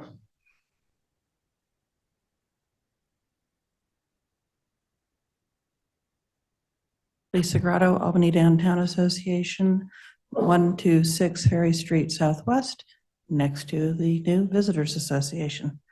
I just wanted to share that the Oregon Electric Station was the recipient of an Oregon Main Street Revitalization Grant in 2022. That was issued from the State Historic Preservation Office in the amount of $200,000 to revitalize the Oregon Electric Railway Station. We shared the plans with SHPO regarding the addition, and it has no impact on the grant, and they did not find a need to take it further than that. So just wanted to let them know that we are still behind the project and excited for the fruition of the opening so we can all go eat. Thank you. Thank you. So the remaining 3 names are the applicants. I assume you said your piece there. Is there anyone online at this point or the telephone? If you wish to speak, could you unmute yourself and turn on your camera? Okay. Does the applicant have any rebuttal testimony? Does any staff member wish to respond to any testimony? I think everything has been said unless anybody wants any additional clarification about maybe the site plan review piece or anything like that. I just had a quick question. I may have overlooked it. What is the 2002 building going to be used for? Okay, thank you. Oh, and for those online, that was storage. Does anyone have any procedural questions they would like to raise at this time? Does the commission wish to deliberate? Oh, you have to close the hearing. Oh, I'm sorry. Sorry. I declare this public hearing closed at 9:13 p.m. Well, I've been at this a long time. I'm retired now and I have a different perspective on things. People who love historic places, historic buildings, historic districts don't always agree on the proper way to move forward, but they can all agree on one thing. Anyone who owns one of these structures or invests in it, it's more than a lot of money, it's heart, it's your soul. And you invest in it because you want it to go on for it's 100 years old. You want it to go on for the next 100 years. You want it to be here for future generations. And I just want to commend the people that have been before us tonight for taking on a very critical building to our history, a very difficult building, and investing their life and their money. And these things are complicated, they're difficult. We're never going to agree on all the details, but I think they've done an excellent job. And I just want to thank them from the bottom of my heart. So first, I really appreciate the saving the interior portions that you are and how important that is to you. I think that's amazing. And opening up an area that hasn't been visible, although it won't be visible to the outside, but still you'll be able to see it when you go in. I think that's great. I think the site planning issues are fine. Didn't see anything with there. I think the flexibility is appropriate and warranted, and we should grant that on the windows, the need for the windows on the existing building. The windows on the new addition in front, they're pretty busy, in my opinion. The divided lights. I don't know if there's something that might be they call attention to themselves, it seems to me. And maybe if it was just a little plainer, it might not. I'm a little bothered by that canopy as well. And I don't know if something straight above the arched window we'd be able to see the three arches. I don't know if that's important or not. I think the one issue the only thing I'm really struggling with is the location of the addition, and that it's closer to the street than the historic building. And when you showed the view of the 2002 building with the entry removed and the side of the historic building was then visible and it was set back, I think that illustrated beautifully how you can add an addition but leave the historic building as the main facade and the dominant and predominant structure that you see. I'm a little concerned that it sticks out. This commission denied building a shed in the historic district that was closer to the sidewalk than the home itself. Small shed, and I think that was the appropriate decision that this commission made. So I would like to hear from other commissioners if they also are struggling with that protrusion of the new building beyond the facade of the historic building, or if that's not an issue. Because I'm struggling with it, and that's really the only thing I'm struggling with. And I do see benefits of the design and benefits of what's going on. So I don't, I have to agree with all that.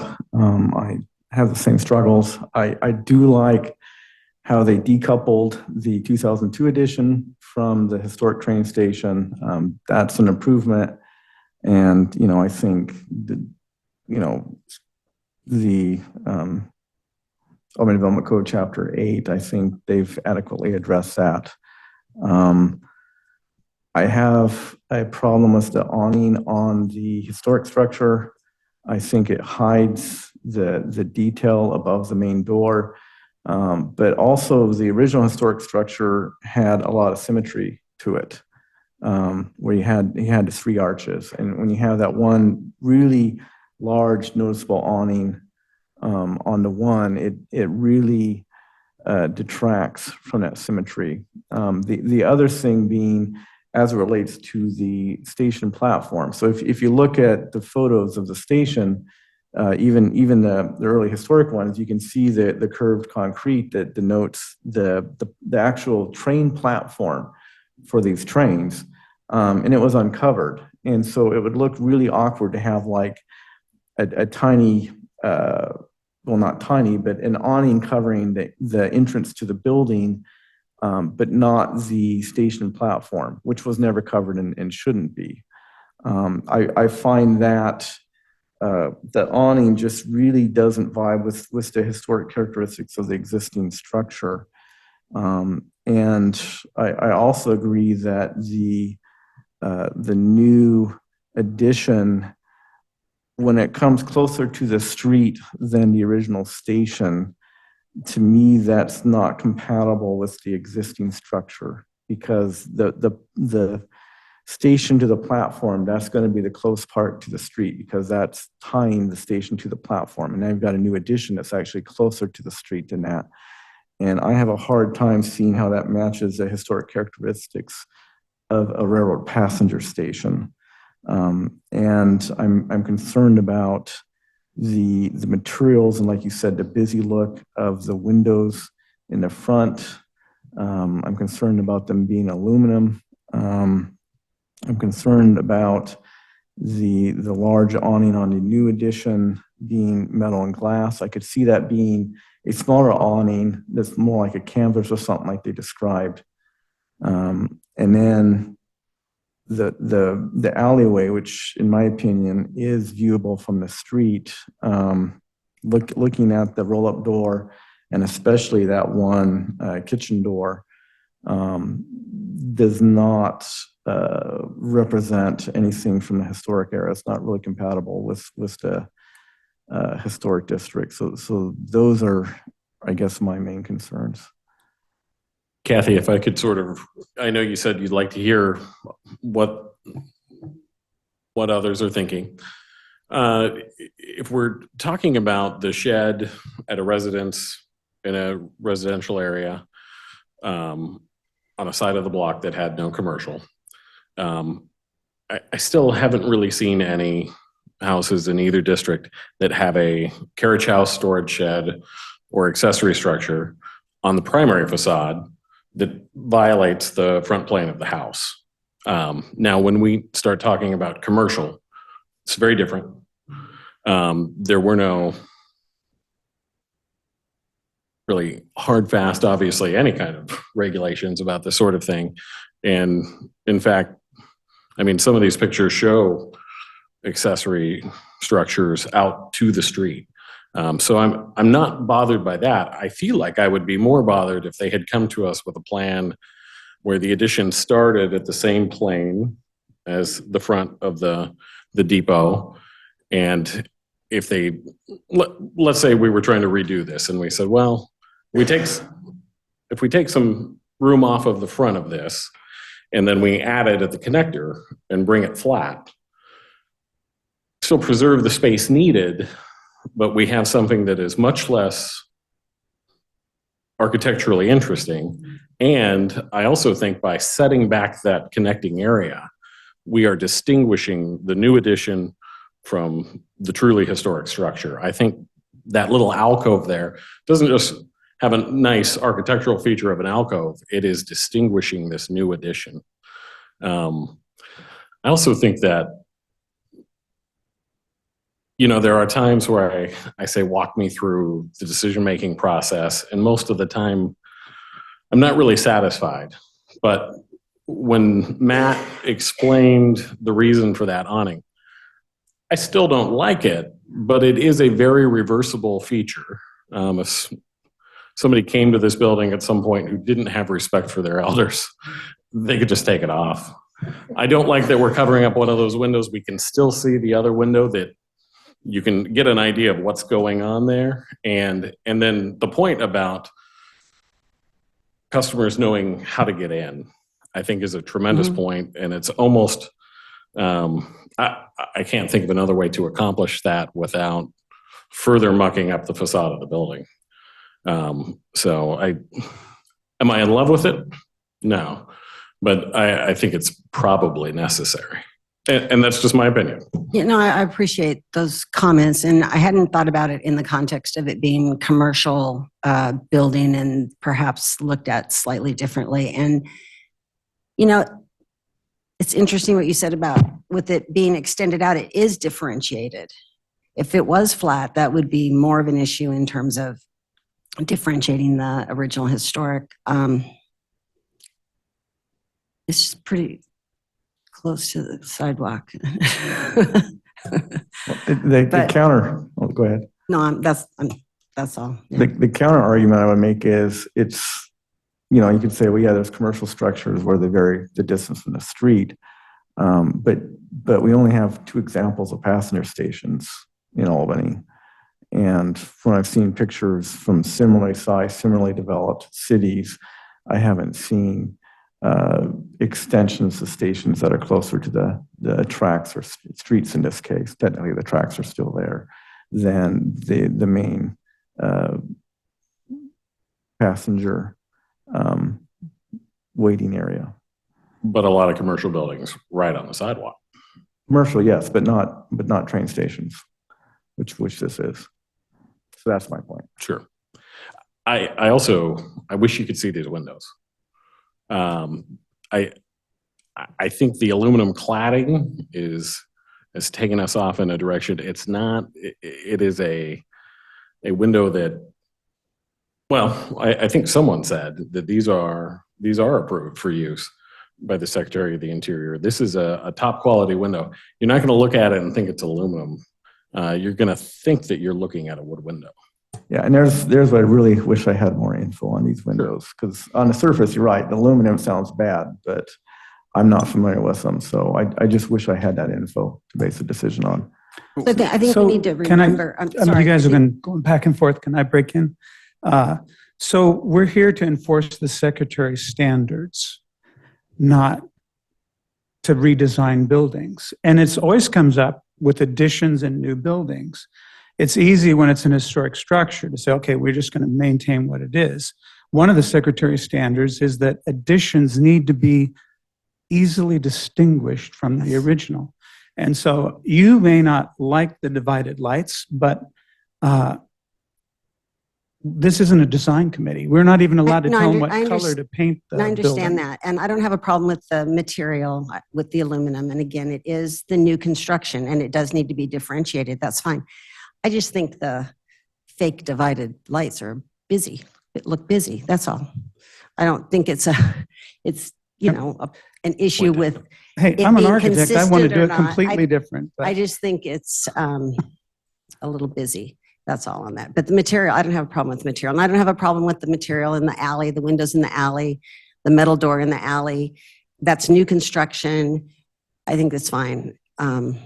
Could we just put on the record just how far forward is that construction? How far does it extend beyond the 16 feet, she said. 16 feet? But it's not the whole portion of the new building, is it? Or is it?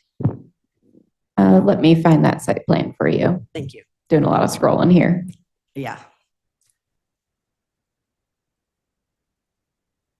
I just would like to jump in real quick. I find that this addition, through its differentiation between the depot and the new addition, does maintain the historic character of this building without mimicking it. I think that the street view we're seeing on page, at least this is 152, with the awning, this is the south side.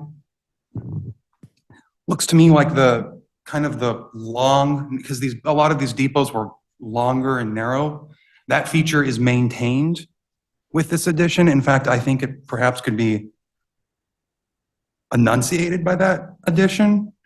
I like how that little breezeway, the glass breezeway, is removed, because that to me brings out this the feature of the depot being a long, narrow building. So I don't see any issue with that east side addition. Moreover, the awning, as it's been said, can be removed.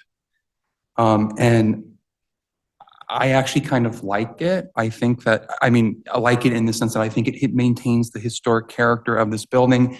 It mimics the shape of that window, the half circle. I would disagree with some sort of like different geometric feature. I think that like if it were flat or square, that would look odd. Also, there's been a lot of discussion on this commission about like parallel planes, buildings lining up perfectly. I think that we need to remember this isn't a monopoly board. Things don't line up perfectly, and in history, that is the case. And so, I think when we think back to that one case you were speaking of, Commissioner Kathy, a lot of like material issues with material, stuff like that. This to me seems like a solid application. I just want to thank you all for expressing all my opinions. I also thought that the new addition sticking out would be a distraction. When I see the renderings, I think that I like the differentiation, and the fact that there's a setback at that entrance makes it distinctive.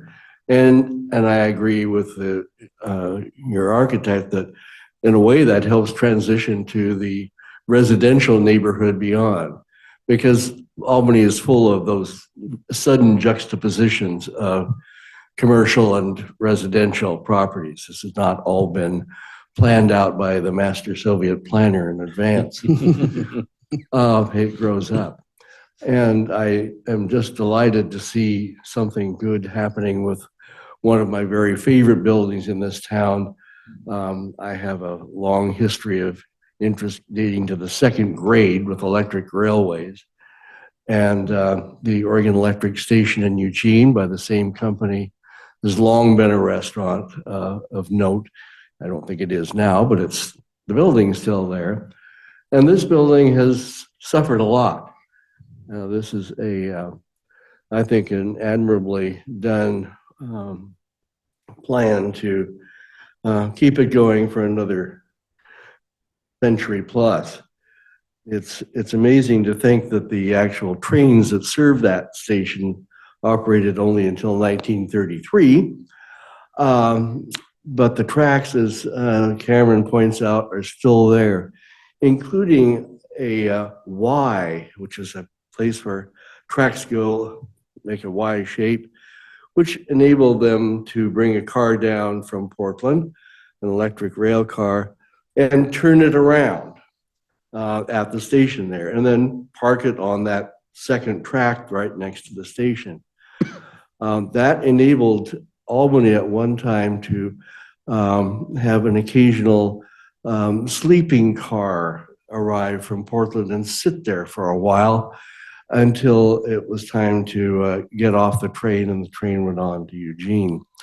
So there are a lot of little bits and pieces here that I am thankful they're being considered in this project. And I appreciate all of the commissioners' comments as well. Thank you. So there was a question earlier about the total of the addition. So the total width of the addition is 36 feet. Once you move forward, the cutout itself is about 16 feet, which means that the actual bit that protrudes is only 20 feet worth of facade. Thank you. I appreciate that information. And I appreciate everybody's comments. And I agree that it meets the standards and can support it the way it is. So thanks. I think our passionate conversation reflects how much we care about this building. All of us, it's a very important building for this town and for all of us.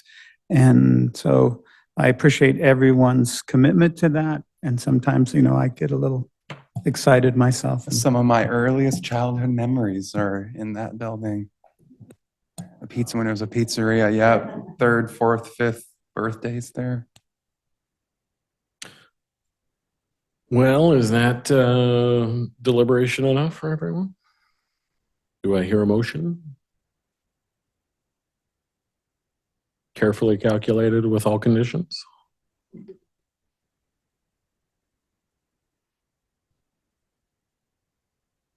Does anyone have any ideas for conditions? Inspection review by staff? We need that on this one? We could add it. And then I would also say that definitely please adopt my conditions because some of them just have to do with the site plan review. Yeah, the conditions in the staff report, yes.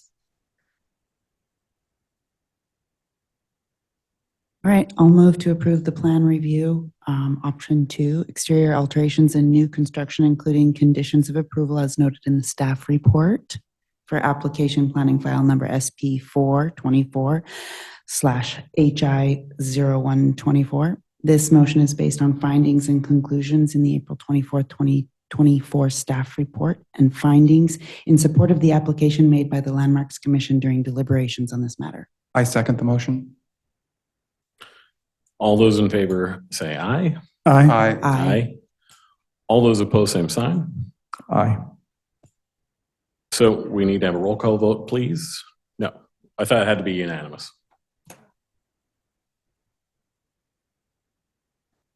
Okay, very good. Decisions of the Landmarks Commission may be appealed to the City Council within 10 days of the date of the notice the decision is mailed.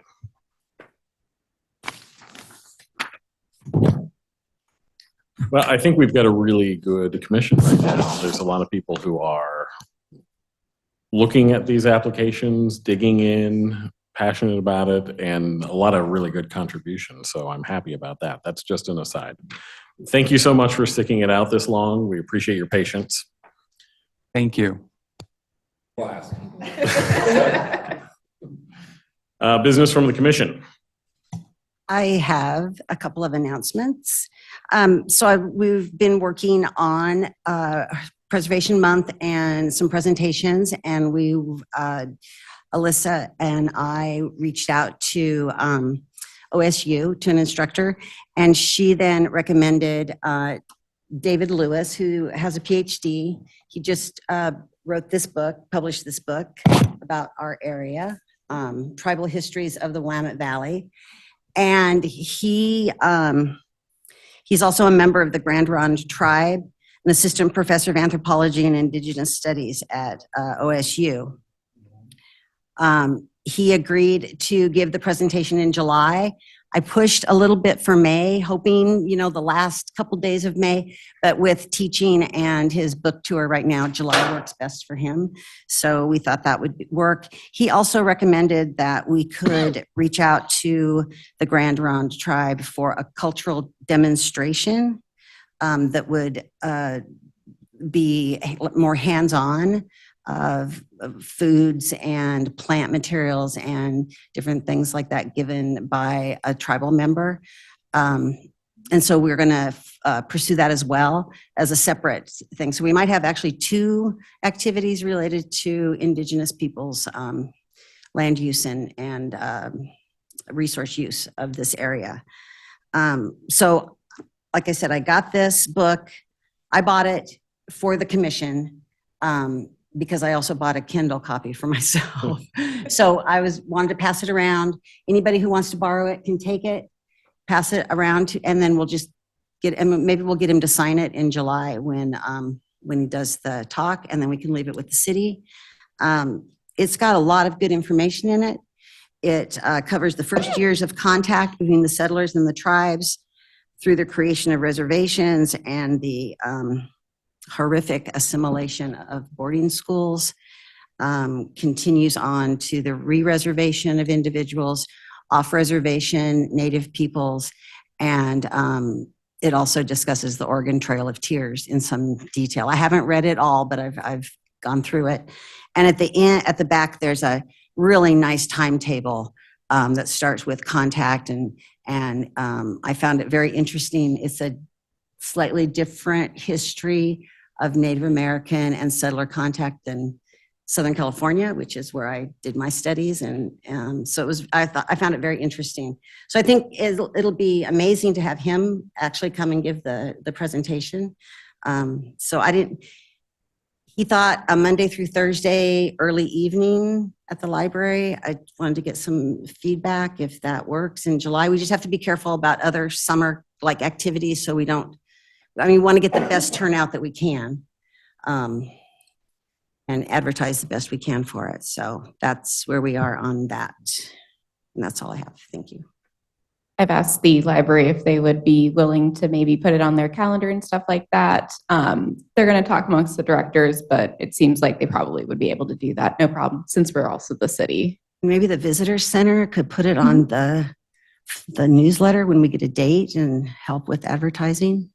Yep. And then. And maybe Sybaris can do something. Yes, Yes, David it is. Lewis. Yeah, so, It yeah, is. we work together on dinners and stuff. I'm sure.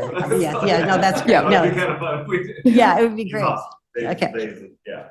Good. Yeah, I think he's a great, I mean, I haven't heard him speak, but I think he would make a great speaker. So Yep, And- we are inadvertently turning July into our historic preservation is that what's month. happening? Yeah, that's about when they think the apple orchard is going to look Oh. its best. So,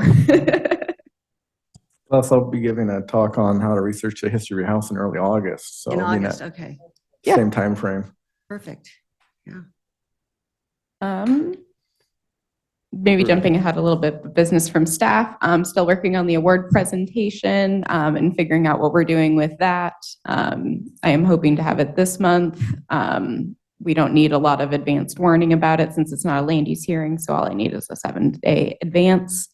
I don't know if we're really feeling like doing it in July when all of our other events are. It just occurred to me that it's an option. We don't have to pursue it since we historically do it in May. I can keep going with May though, if that's the way we're wanting to go.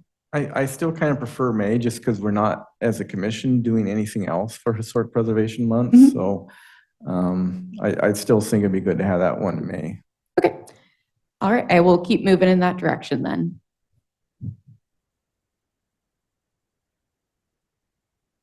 And I think that's all I have, other than we are still working on getting the grant application open for the pass-through grant.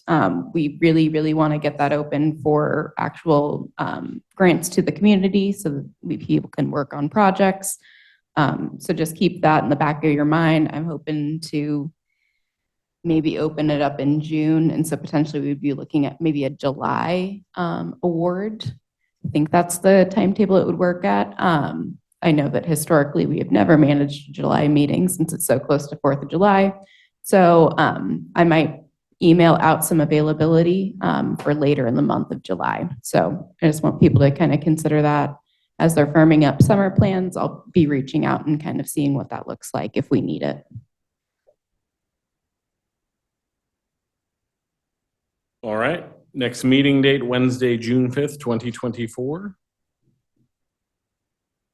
Adjourned, 9:42.